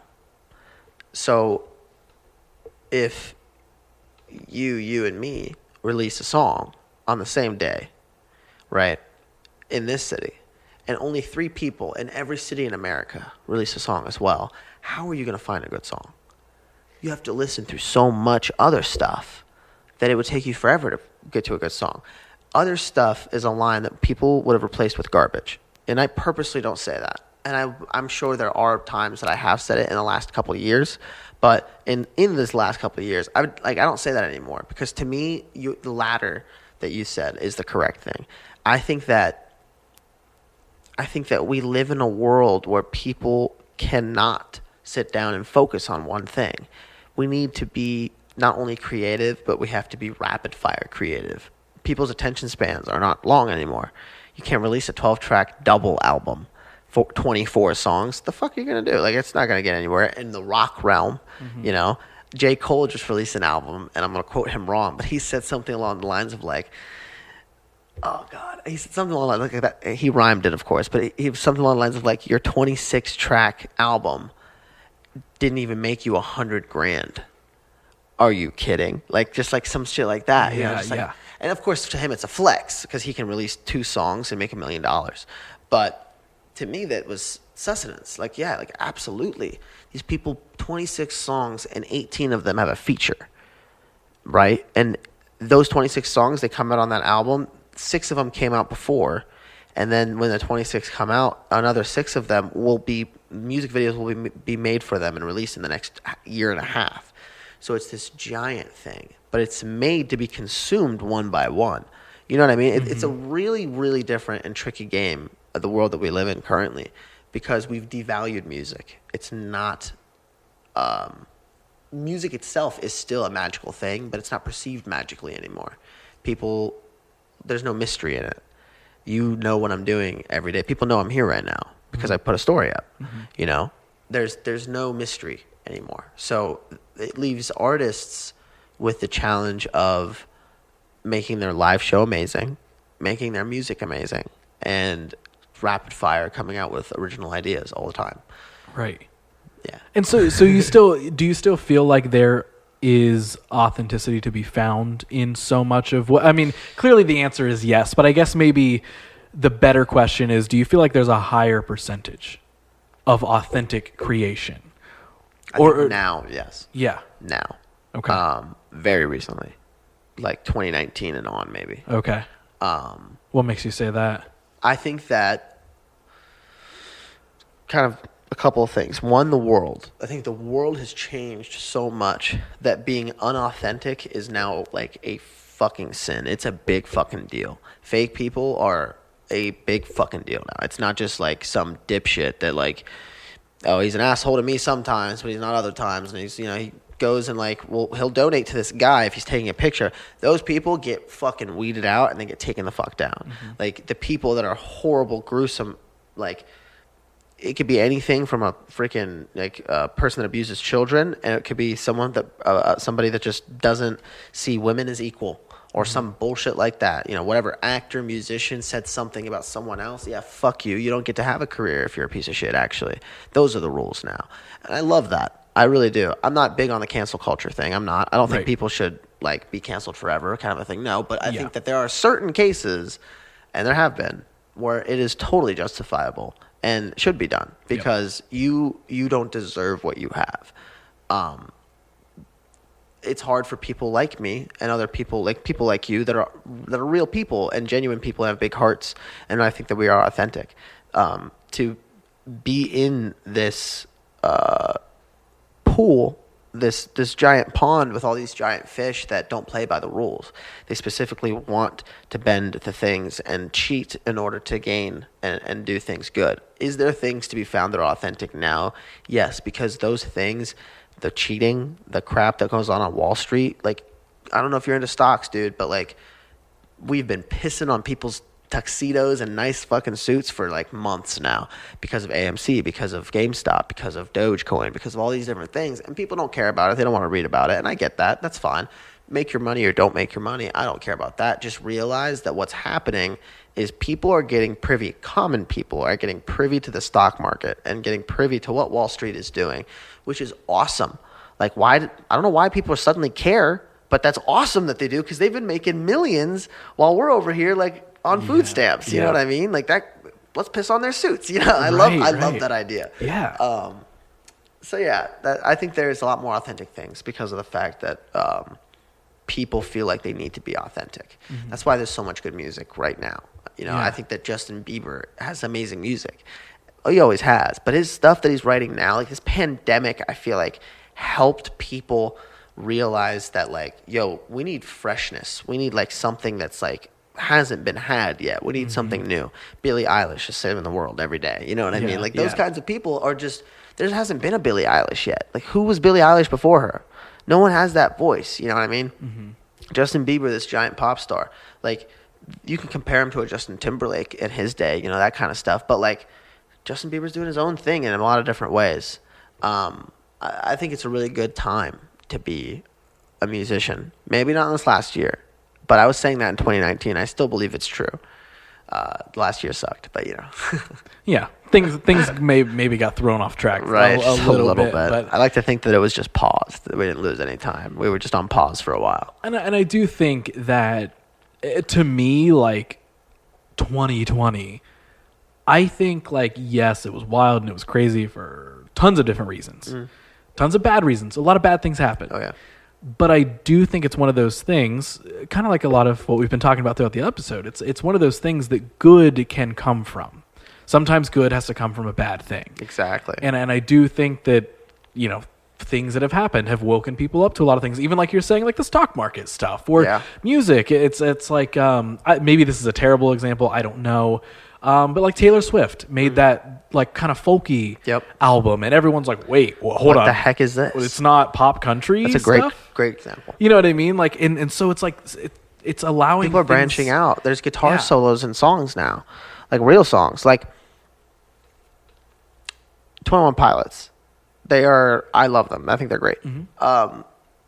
They are a very relevant pop band that. Maybe you feel the same way, but I live in Columbus, so I felt like 21 Pilots has been a relevant pop band forever. Right. I feel like they've been amazing forever. So nowadays, I'm looking at like the other relevant pop. I'm not taking away from them, but like they are very relevant, and I sometimes forget that because you see Tyler Joseph at Taco Bell over here. Like my brother gives him Chipotle all the time because my brother works at Chipotle. He sees him all the time there. So it's like it's not a huge thing. He's just a person, and being a musician, even though I'm a way lower scale, I understand that he's just a person.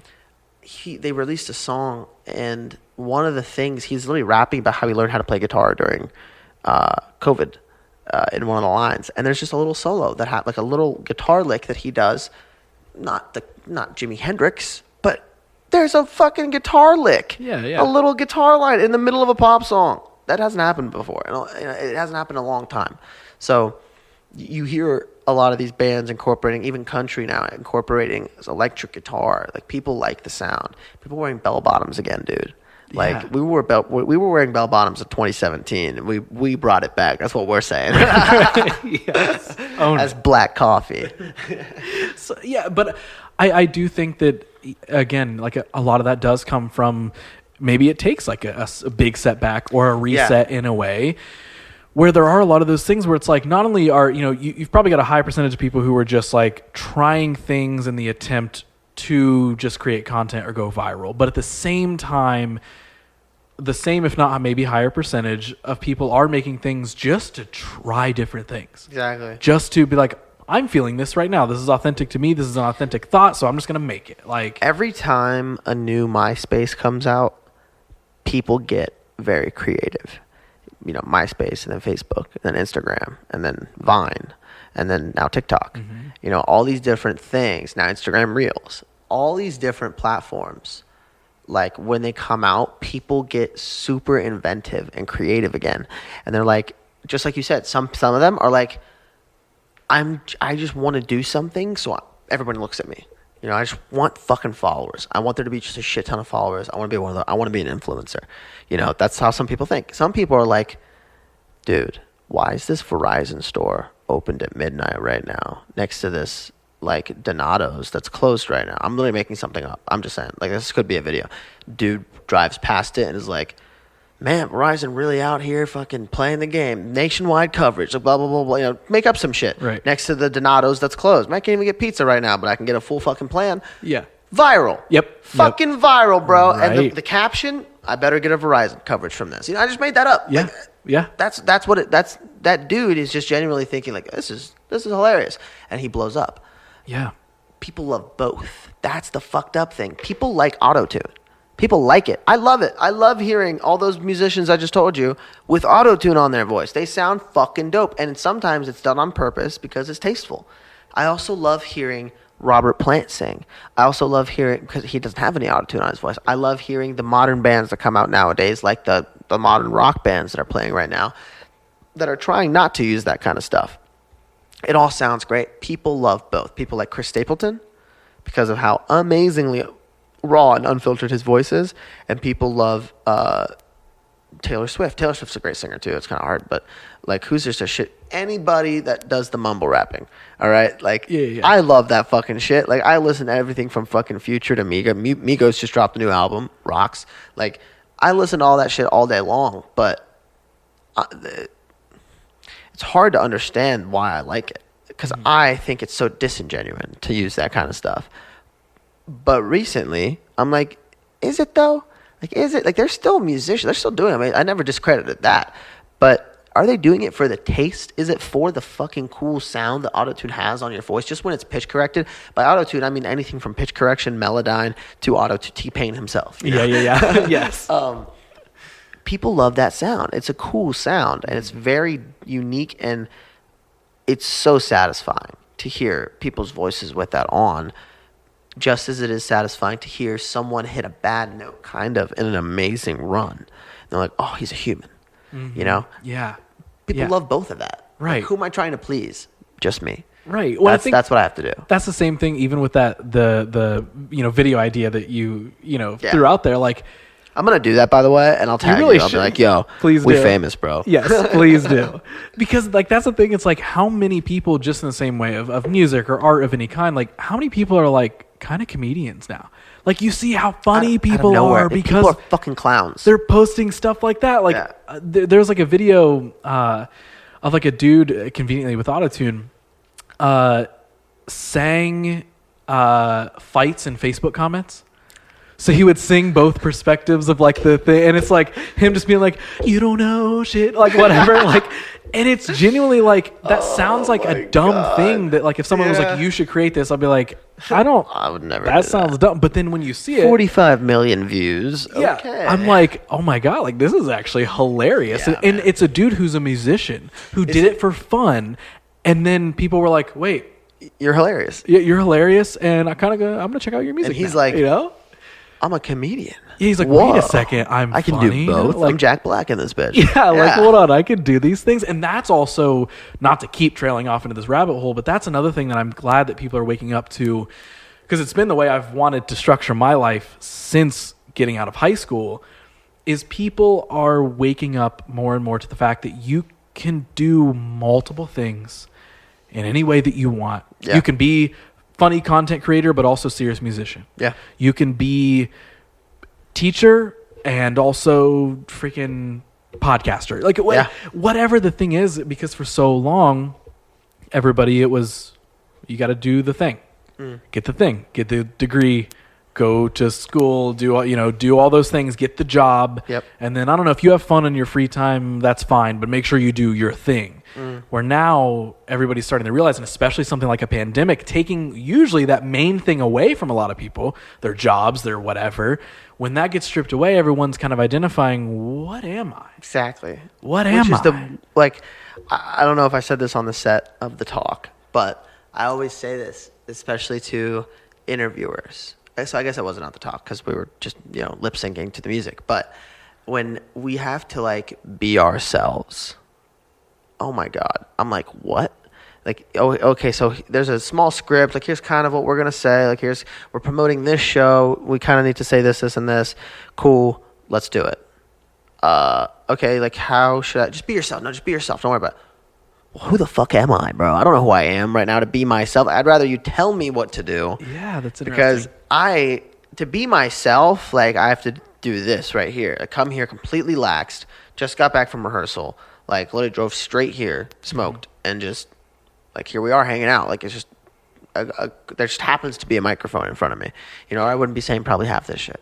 But, man, it's so hard to continuously do things the way you want to do them and at the level you want to do them, when you know that, like, the way that people, like, you're kind of making things up as you go, in a sense, and especially our generation and these coming generations, because I would be watching YouTube videos, and you get in a rabbit hole.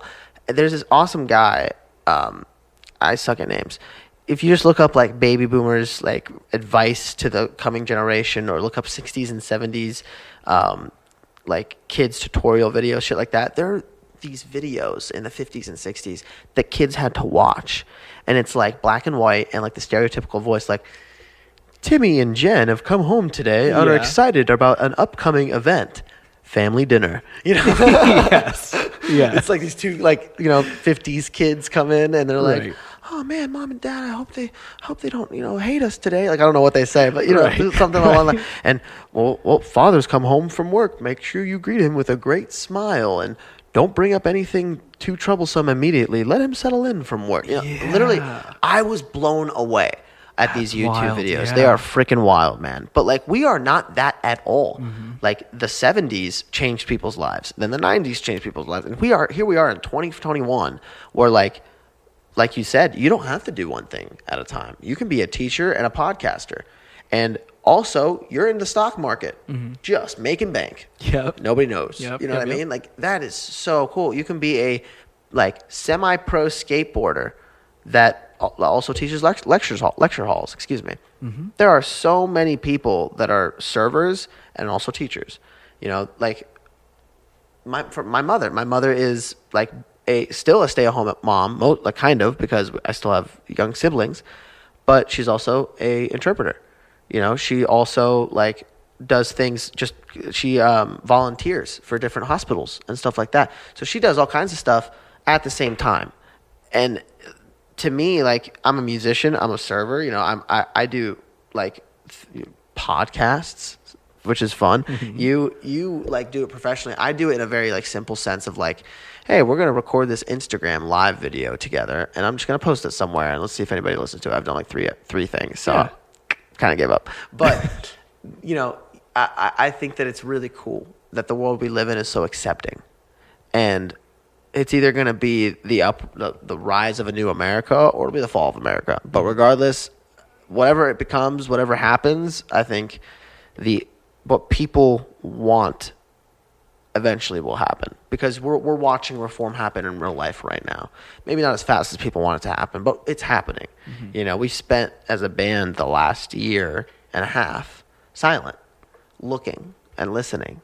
Because that's what you have to do in the situation that we were in, especially with like all the activist stuff. You have to sit down and listen and see where you fit in. Maybe you don't fit into this, and if you don't, that's okay. You don't have to be at the epicenter of it. You just have to acknowledge it, and you have to be able to like stand up for people. You know what I mean? Stand up for the people that you see get bullied or get discriminated against. And it doesn't have to be. It can be anybody. If there's just one white dude in the middle of some place where he shouldn't be or whatever, stick up for the guy. Like, that's fine. If it's the vice versa, do the fucking same thing. It's not hard. Right. It's really not. Yes. We're not in the 50s anymore. We're not watching those goddamn educational videos. Yeah. Mom, don't leave the turkey in the oven for too long. Husband will be upset. We wouldn't want that now, would we? No, we wouldn't. So I just trailed us off, I feel like, I love tangents in there, but it was great. Let's talk Black Coffee. Yeah. Let's jump back in. Yeah. So we're a 3-piece now. In the band, it's happening. It's me, Justin, and Tommy in that basement. How does that turn into what becomes Black Coffee? So, like I told you, Justin's dad's a firefighter. He's gone all the time, middle of the night. So it's 11 p.m. when we start hanging out. And, you smoke sesh and chill and then listen to some music and then you jam. So it's like 1 a.m. And 1 a.m, you need coffee to keep you going. And Justin's dad doesn't have any creamer. So we are drinking black coffee. And we're sipping on it all night. 3, 4 in the mornings when we'd go home. And we were just jamming. It was that intense that we were just like, this is so much fun. This is crazy how many songs we're writing. We've never been a part of anything like this. Tommy gets a bass from his friend Marcus and a bass amp. So we're lending, like, on loan. I've never played a bass. He brings it over, and I'm like, all right, like, I'll play bass, and we'll just write these songs. I'd never played bass before, and not 3 months later, we're playing a show. But we write all these songs. We do all this stuff. I'm mostly on guitar, and then I translate it to bass. And I'm doing all these vocals while I'm playing bass, which I've never done before. All this kind of new stuff. We're rehearsing relentlessly until we have our first show, which was April of 2018 or so, I think. I'm not great. No, 2017. I can't remember. One of those years. It's hard to kind of put the timeline together. Somebody will one day. No, they'll figure it out. Right. But nonetheless, so we booked that show without lyrics being written yet, really. We're just kind of like, let's just go play. We go to El Rosa Villa, and we all have a joke that we all suck at swiping, like, for who gets to play first. Like, Battle of the Bands, like, there's no headliner. So who's going to play first? Oh, 6 bands? Here's a bunch of little things, 1 through 6. Pick it out of a hat. Whatever number you get, that's what, if you're number 1, you're the first band. And we always pick number 1 every fucking time. Nice, okay. Every Battle of the Bands we've ever been in, we're always the first band. And so we go and we fucking do the thing and we win. We win whatever the fuck. I can't remember, honestly. But we won. We did it. Like, we're a good band. The reaction to playing in front of these people, this music, we had like one cover. It was Black Dog, I think, by Zeppelin. The Hey Mama Said the Way You Move, that song. The crowd reaction to me going like, and them going, fucking hell, like screaming that at me. The bartender leaning over the bar to look at you like, who the hell are these kids playing their first show ever called Black Coffee? It was a monumentous thing that happened for us, and I think for the scene. And I don't mean to talk too highly of us, but I think it was just very different. No one's playing to this day. I don't think anyone's playing what we're playing in America. Like, it's so fucking cocky. I hate that I think that way, but like, I just haven't heard a band that, like, first of all, isn't using a click track, isn't using all the fancy shit, but also is writing music that's so different song to song. Like, we have a song called Morning Brew that's like a complete laid back, you could be listening to it like on a rainy New York day in a taxi kind of a thing. Mm-hmm. And then we have one song that you could be listening, while you're doing 3 lines of coke off of some hooker in LA. Right. There's no in between. But, there's just such a plethora of music that we're writing that bands now are doing. Like Magnolia Bayou is this awesome band from like Mississippi or fucking somewhere down south that is just doing like their country blues thing, but they're also playing hard rock songs and they're playing mellow Alice in Chains sounding songs. People don't do that. Like, you know what I mean? There's all these other bands that are out there that are playing amazing music, but it all sounds the same. And that's kind of my issue with bands. Is like they find the thing they're good at and let's just do that. Mm-hmm. Our Black Coffee days don't sound anything like the music we're doing now. Though it's still rock and roll. It's not even really a different genre of rock and roll. It's just still the same genre. It's just different. Nothing's the same. There's a Chili Peppers song and there's a Metallica song. It's everything. Yeah, I think that's the end of that statement. I can't remember what the fuck you asked me, bro. I keep forgetting no. Ehab, remember what he asked you? I'm like, nah, dude. You hit it. I literally just asked the creation of Black Coffee. So you laid it out. You got it. Another answer correct. All right. See this, Mom? You are getting us through your story properly. So my next thing that leads into is, from my understanding as an outsider, we just met on Music Video Set last year. Hell yeah. I had heard of Black Coffee. A lot of people that I know knew of Black Coffee.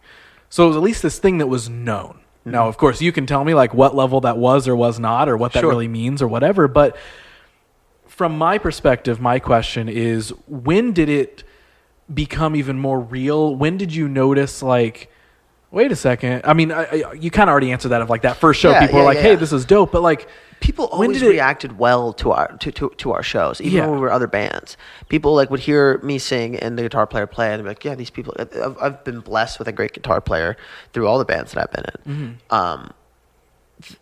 The first Black Coffee show was a show where I came off stage, and the veterans of Columbus music, 8 Pound Pressure, Dread Engine, Grindhouse, all these, Throwing Rocks at Girls, Boba Flex, all these bands that have notoriety around here that sell tickets were there. And they came up to us and were like, you guys are something else. And that is humbling because in LA, from the stories I've read, people were stealing people's speaker cables so that they would sabotage each other's shows. Where Seattle, everyone's friendly to each other and they love each other. And this is all, of course, 90s era.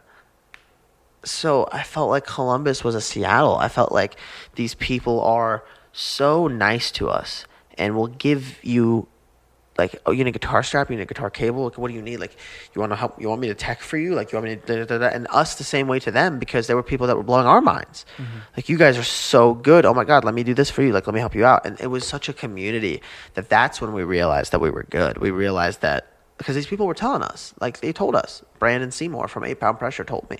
He was like, dude, like, people don't know how to write music like you guys write music. Like, people don't write music like that around here. Like, what the fuck are you guys doing? Like, how?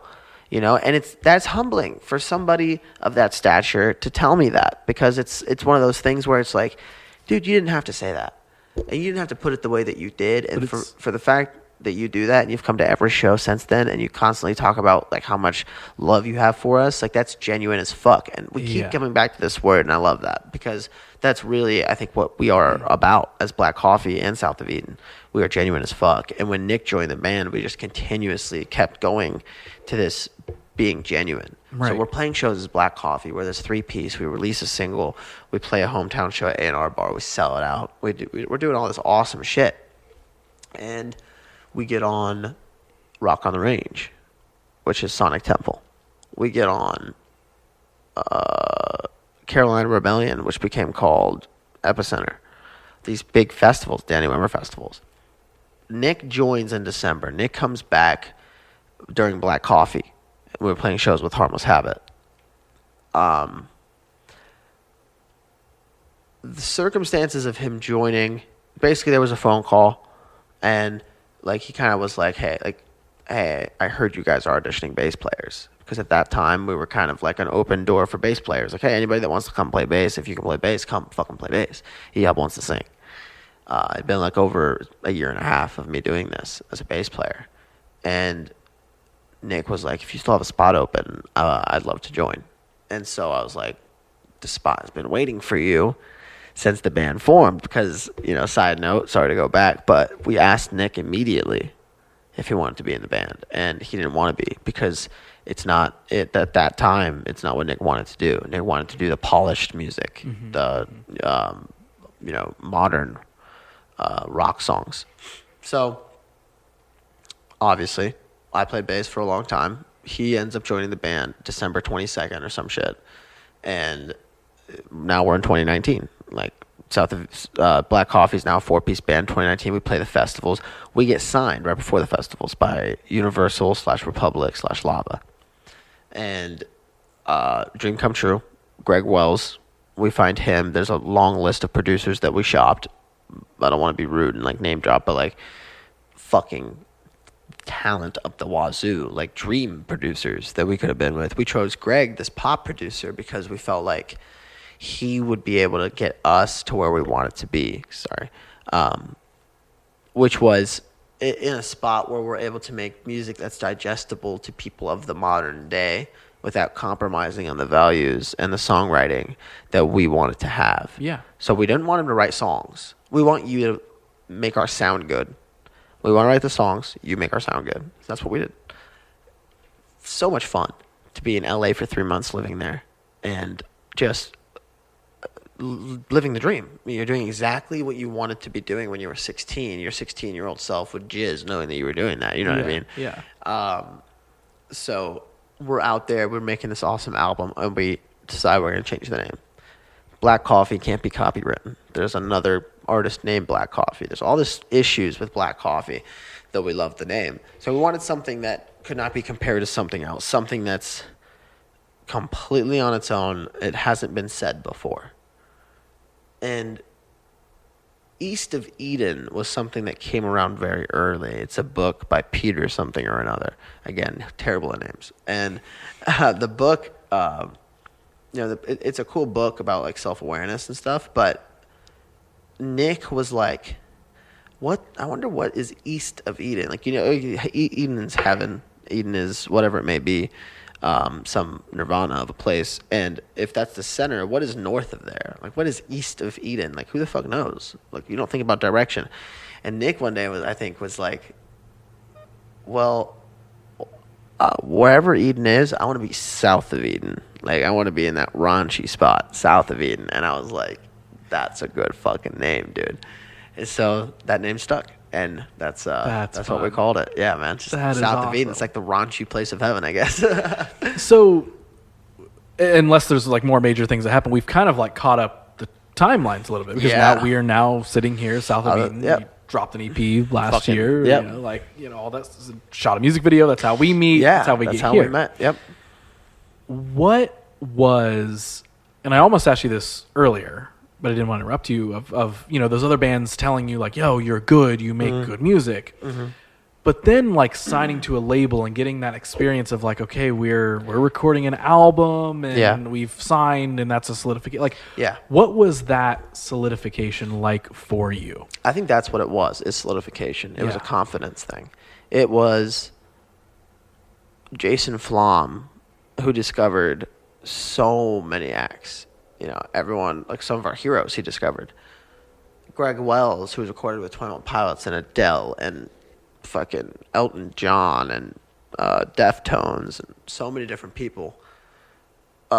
These people are inspiring, and these people, not to be rude, but are like rich as fuck. These people have made it, beyond made it, like nuts. Like look up their net worth. Like it's fucking crazy, because we're real people. Like that's what you fucking think of. Yeah. So you're around these people like they're your friends, and they're treating you like they're your friends because you are talent to them. You are this fucking thing that they can say they discovered. And to be that person is fucking nuts. Like, it's so endearing and so crazy that you have to keep both feet on the ground, It was a huge confidence build for me, because I'm the kind of guy that writes a song every day. Like it's like a fucking open faucet for me, and I'm blessed to have that. I know it'll be closed one day.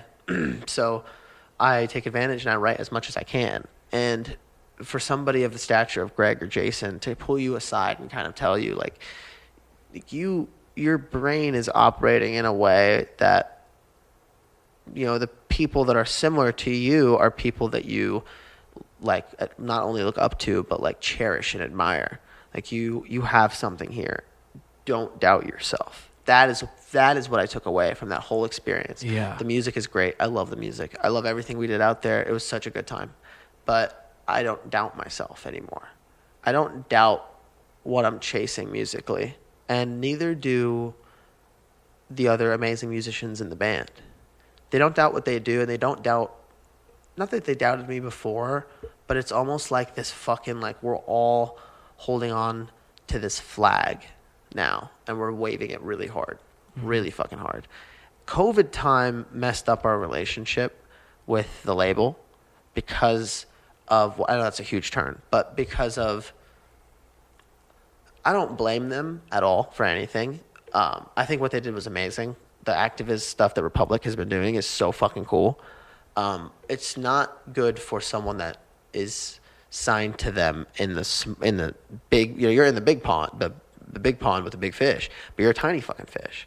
So you got to swim hard. Mm-hmm. Well, if, the pond becomes a dam, or the pond, I don't know what the fucking metaphor is here, but if the pond changes on you, you're not swimming where you thought you were swimming before. You want to move to where you thought you were swimming before.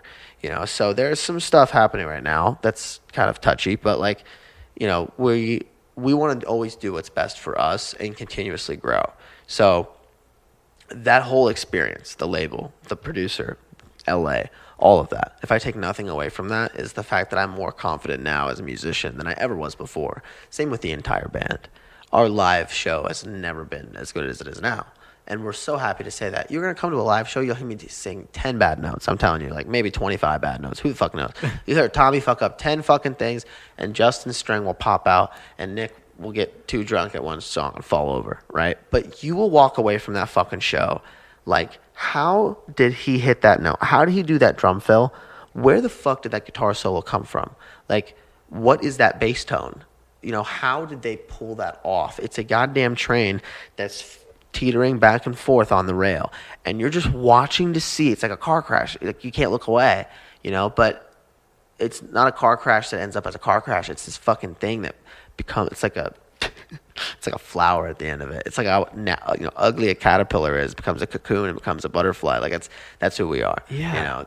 We're fucking weird. We're out there. No, but I love that, because you also could have taken any of those situations, and a lot of what we've talked about up to this point, you could have taken any of those experiences, and what gave you confidence could have actually turned into cockiness. You could have been like, you're damn right, I'm finally getting this shit. I deserve it. I've been fucking, But instead you're like, wait, this is proof and a solidification of everything that I've been wondering, and I've been doing it, but maybe I've been a little bit unsure. And while, you could look at some of that stuff as a vanity metric of like, well, getting signed to a label or getting X amount of streams or whatever, like that's only something. But like realistically, you're looking at the result of what that made you feel. And what that made you feel is accomplishment. Exactly right, man. It really did. And people are going to listen to this and think I'm cocky. And I get it. Like I totally understand why you might. But at the end of the day, like if I can say anything about that, it's just that,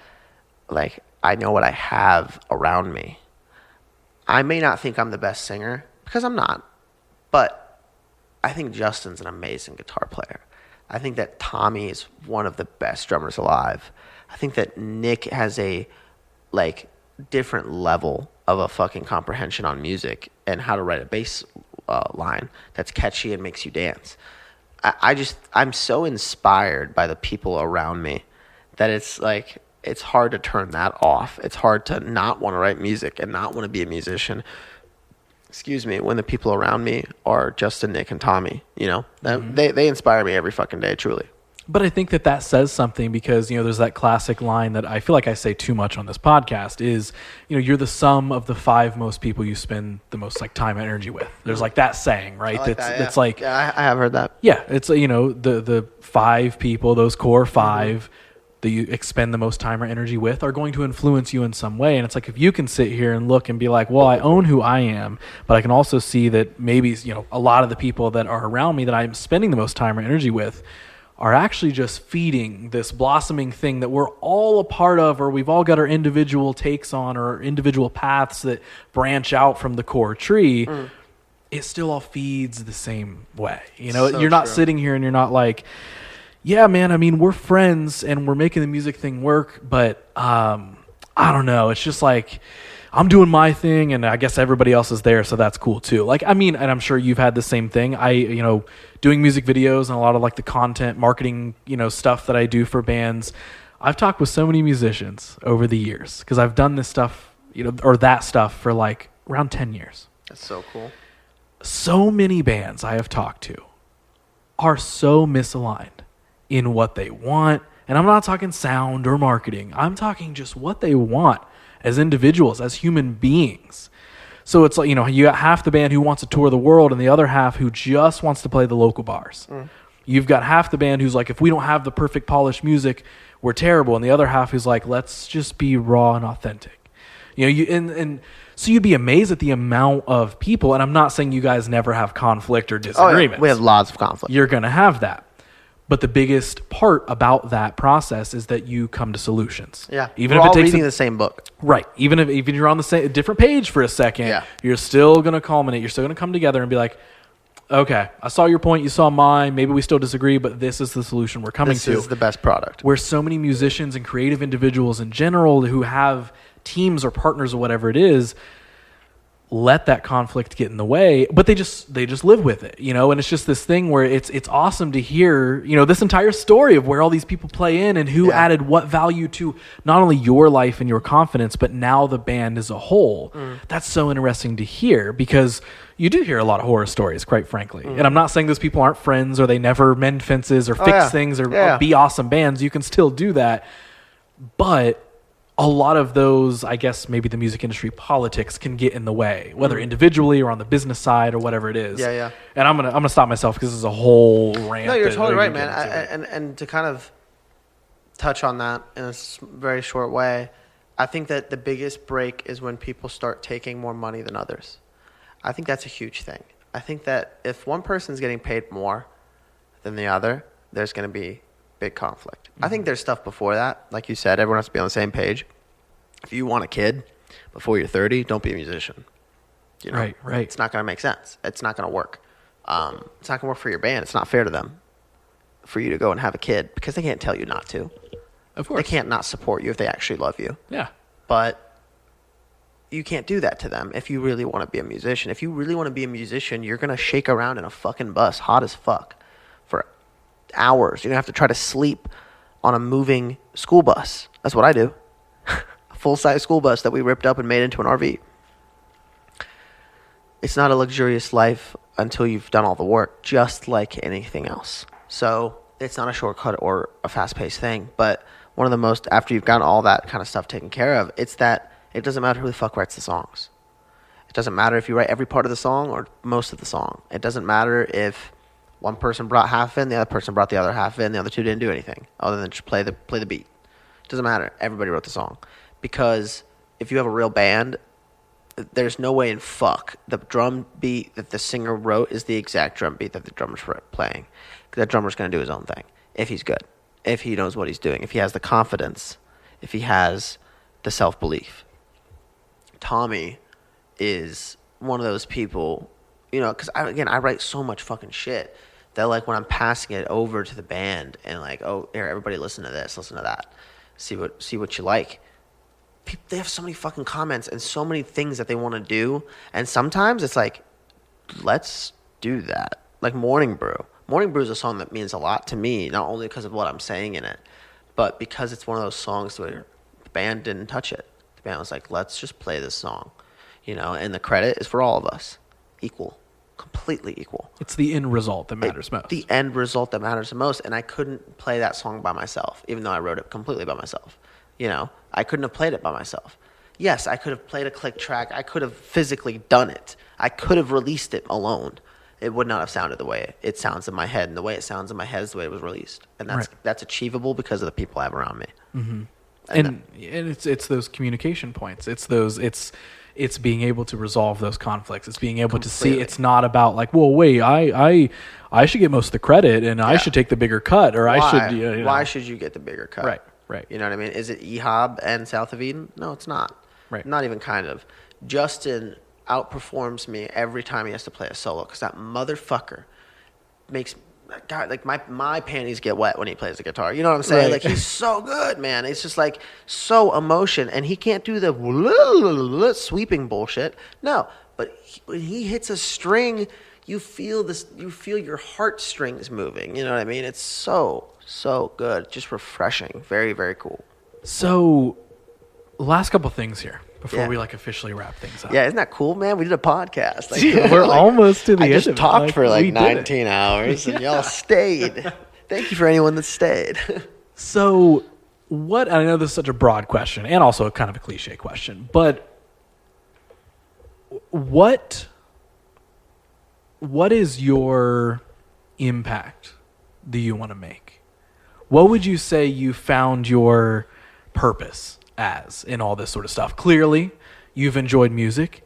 You love making rock and roll. You love being in a band, playing a show. But, like, is there something deep inside Ehab that's like, if nothing else, this is what I would love to, like, leave behind, or this is what I would like to even prove? So it doesn't have to be something where you're like, when you're dead and gone, what do you want people to? But it's like, what do you want out of all this? You're asking, like, when mom and dad sat at the table and said, what did you do for the world today? You know, that's what my parents used to say. You're asking, which is funny because I actually, that really super weird. Sorry, total side note. David Lee Roth just did an interview, and I totally related to him because that's what he said. His parents used to say that. What did you do today for the world?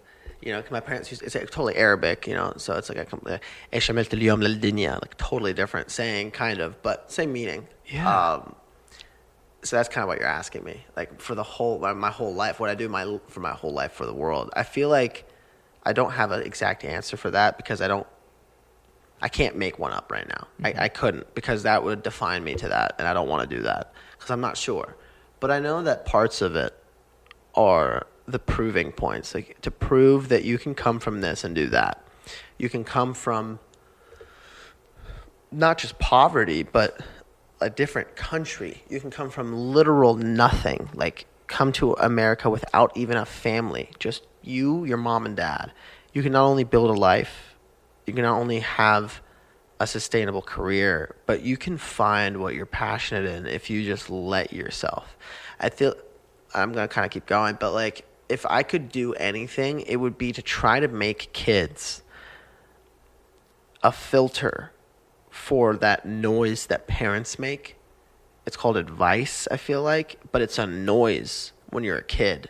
You don't fucking hear your dad telling you, hey, like, be careful when you're out there. Like, you're a dude. You're going out there drinking. Like, respect women. Don't do this as a... Like, that is a very fucking real thing. And when you're a kid, you don't fucking hear that. You know what I mean? I'm lucky enough that I was, you know, a good person and all that kind of... But there are people that I thought were good people that just didn't have their voice in their head. Mm-hmm. You know, let's not make it that serious. Go back. When your parents were like, hey, like, you know, when you're playing on the playground, like, don't push that kid. Like, you know, that kind of stuff. Or you can make it even to the point of like, you'll understand when you're older. That saying doesn't make sense to you as a kid. You'll understand when you're older. Well, fuck you. I understand now. I'm smart as fuck. You don't know. You don't know. That's what you think as a kid. It sounds like want. I want to make kids be able to understand that. I don't know how I get to that, but like, I really feel like there are things that I say in my music that could help people. It could really satisfy the things that people are missing. You know, like a line like, what would they say if they tell you no, but you did it anyway? You know, like that line to me means like, hey, how about for just a second, let's think about what would happen if you did do this thing. If you went off and on a tangent and thought for yourself instead of thinking only what other people tell you. What is the outcome? I know it's going to be bad, but let's actually think it through. What happens step by step? You know, because at the end of the day, like, you're going to get through it. The only way out is through, you know? So I know that's a lot of shit. I don't know what I want to leave in this world, but I want to do something awesome, you know? Something that makes me feel like we're here for a reason, you know? Yeah. No, dude, that was freaking great. Yeah. Okay, so last couple things. Yeah. I said that earlier, but we're getting through the last couple things. If you could go back to any point, and we're gonna take a dive on the deep end here. Love it. If you could go back to any point in time, and you now could go tell young Ehab something, where would you go, and what would you say? If I could tell my young self something, I think that I would go with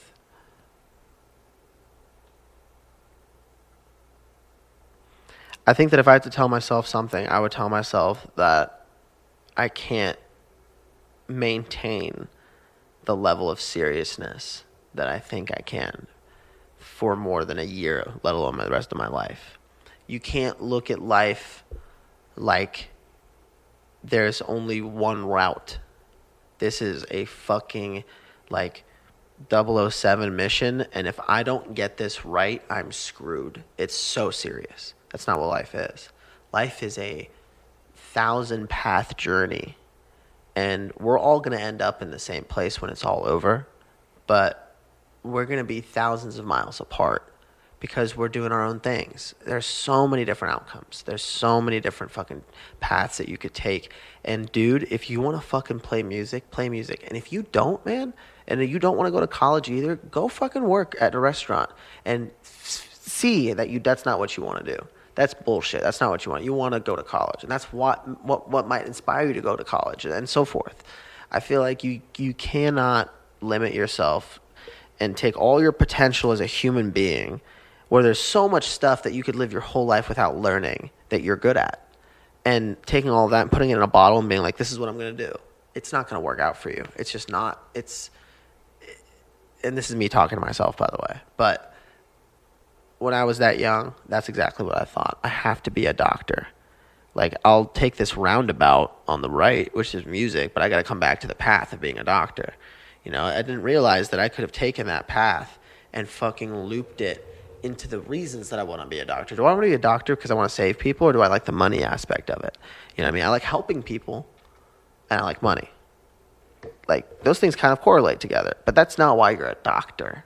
You can't think that way. You have to want to be a doctor because you want to scientifically learn about the human species and fucking how are you going to develop and make things that are going to benefit them for eternity, and learn and fucking like save children, save people, save the human race from disease, famine, whatever it may be. That's what I feel like you want to do as a doctor, and it happens that they pay highly. You know what I mean? So my passion isn't there, right? Everybody wants money because they want to have a good life and they want to sustain for their family.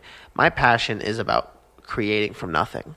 The fact that there wasn't a song called Morning Brew or I Barely Know Her before I existed. How fucking cool is that? Before me, Justin, and Tommy met, those songs would have never been created. That's nuts, even if nobody ever hears them. That's fucking so cool. That is so cool to me. And, you know, there are people out there that will never know that they're good at that because they never got the chance to play a guitar. You know what I mean? Like, how many 50-year-olds right now can play guitar so well because they didn't pick it up till they were 40, till too late, quote unquote. I think that there's a lot of stuff I would tell my younger self, but it would definitely just be to not be so serious. That was great. Dude, I love that. Thank you. Last thing, we're staying on the deep end of the pool here. I like the deep end. So I wrap up every one of these episodes the exact same question. As you take the final sip of water, look at that. Look at perfectly timed. Wonderful. Man. I've been just like slowly like a camel. We made it. We're here at the end. Final question. You just gave advice to your younger self that, of course, anybody could take away from. But now I want you to give advice to a bunch of people. So I want you to pretend like the world, doesn't matter where they are, language barriers, doesn't matter. None of that matters. Through the magic of podcast, the world is attached to the other end of that microphone. So you have contact to everyone. You get to share something with every single person. And if you had that opportunity, what would you tell them? Let me think on this for a second. Oh, man. I want to immediately go to the stupid hippie thing and just say love, because I think that word means so much if you actually like think about that word and not just take it as like a tree hugging thing. Because that word means to be selfless. It means to be non-judgmental. It means to be accepting. It means to care. It means to be nice and to support and to do so many different things. That I feel like that word, like, and it's a word that is, you wouldn't need podcast magic. You could say that through a speaker and every fucking person would understand you. Which means I'm going to stick with it because like I'm kind of convincing myself right now. But I would literally just shout love. And I would think that a lot of people would shout it back, and people would make hearts with their hands and put it up in the sky. Because I think what it is to love one another and just love humanity, I think that right there, maybe love humanity, maybe that's what it would be. Because that right there is a complete self-acceptance of yourself, of other people, of other races, of just fucking everyone, no matter what. Just goddamn accept everybody and quit the bullshit of hating people for what they think, and quit the bullshit of treating people differently for what they think. You know, I think you could take that all the way to America. You could take that to any country and just quit letting politics divide you, man. Quit letting the man win. You know, we're stronger together than apart. There's a really cool Greta Van Fleet. He says, oh, fuck, I gotta remember it now. A world apart with just one heart is bound to kneel and slip away. You know what I mean? We all have the same fucking heart. But if we're apart, if we're separated, like we're gonna fucking fade. We're gonna be gone. We can't do that. We gotta unite. We gotta be together. We gotta love. Mm-hmm. Fucking Ehab 2024 president. No, I can't be president. I wasn't born here. But listen, that was freaking wonderful. Thank you so much for having me, man. Dude, I hope the people don't hate it too much. I know I talked a bunch. Listen. You're saying that to the guy who talks on every single one of these all the time. I'm constantly like, Listen, hey guest, talk all you want. Like people are probably just like, oh yeah, Ross thinks he's cool because he has that show. So, I'm glad you talked as much as you did. Thank you, man. Thank you for listening. Appreciative and glad that you shared all that you did. We took those deep dives. We did. It was fun. You gave me a story that a lot of people probably have never heard, and that is exactly what I was hoping would happen. So, thank you. I would say, I don't know if you feel the same. I would say the wait was worth it. All the attempts of scheduling this, all the miscommunication of like, oh man, I can't do it today. I can't do this today. Yeah, dude, this was freaking great. I don't care how long it took. It was a year in the making, and it was fucking a year of planning. Well done. Yeah, I think that's why we're planning so hard for a year now. We wanted to get the date right. We wanted to get the perfect day, get those schedules aligned, and we freaking did it. And dude, I appreciate that so much, man. I appreciate you having me, man. I love your setup. I love everything about you and everything you're doing. It's weird because, like, we don't know each other, but we do. Yeah. Especially now. Yeah. You know, like, literally the last time we met, the first time we ever met, this is the second time I've seen you in person. Yep. Right? First time was on that set, wearing masks, could barely see each other. You know, we just could tell that we liked each other's personalities, and now here we fucking are, dude. Exactly. Here we freaking are, man, and I'm glad we made it happen. Thank you so much for having me. I appreciate you being down to do this, man. So before we officially wrap up, let people know where they can either find you or, of course, where they can go check out the music. Yeah, check out, so my handle's @theonlyehab, because I'm cocky. And you follow me. Follow South of Eden Band everywhere. Look up South of Eden on any of the streaming platforms that y'all do, and we'll be on there. We have a show in Columbus, Ohio on August 7th at the King of Clubs, which is a brand new place. It's like a mini Newport. It's fucking sick. Like a super cool bar, great, owned by amazing people, amazing sound, amazing stage. It's gonna be really cool. Yeah, man, we're coming to a city near you. If you're fucking down south, we'll be in Florida. Next 2 weeks from now, we'll be in Florida. This Wednesday, Thursday, we're in Nashville and Lexington. And thank you, everybody that supported me, supported the band, supported Ross's fucking sick podcast. And to everybody that's still listening to real music out there, like, keep it going, spread the word. You know, word of mouth is still the number one thing that's moving things around. So much love to everybody. Dude, thank you so much, man. Thank you, bro. I appreciate Seriously, it. Such a fucking pleasure. This was awesome. Honestly, man. We did it, man. We fucking did it. Show freaking done.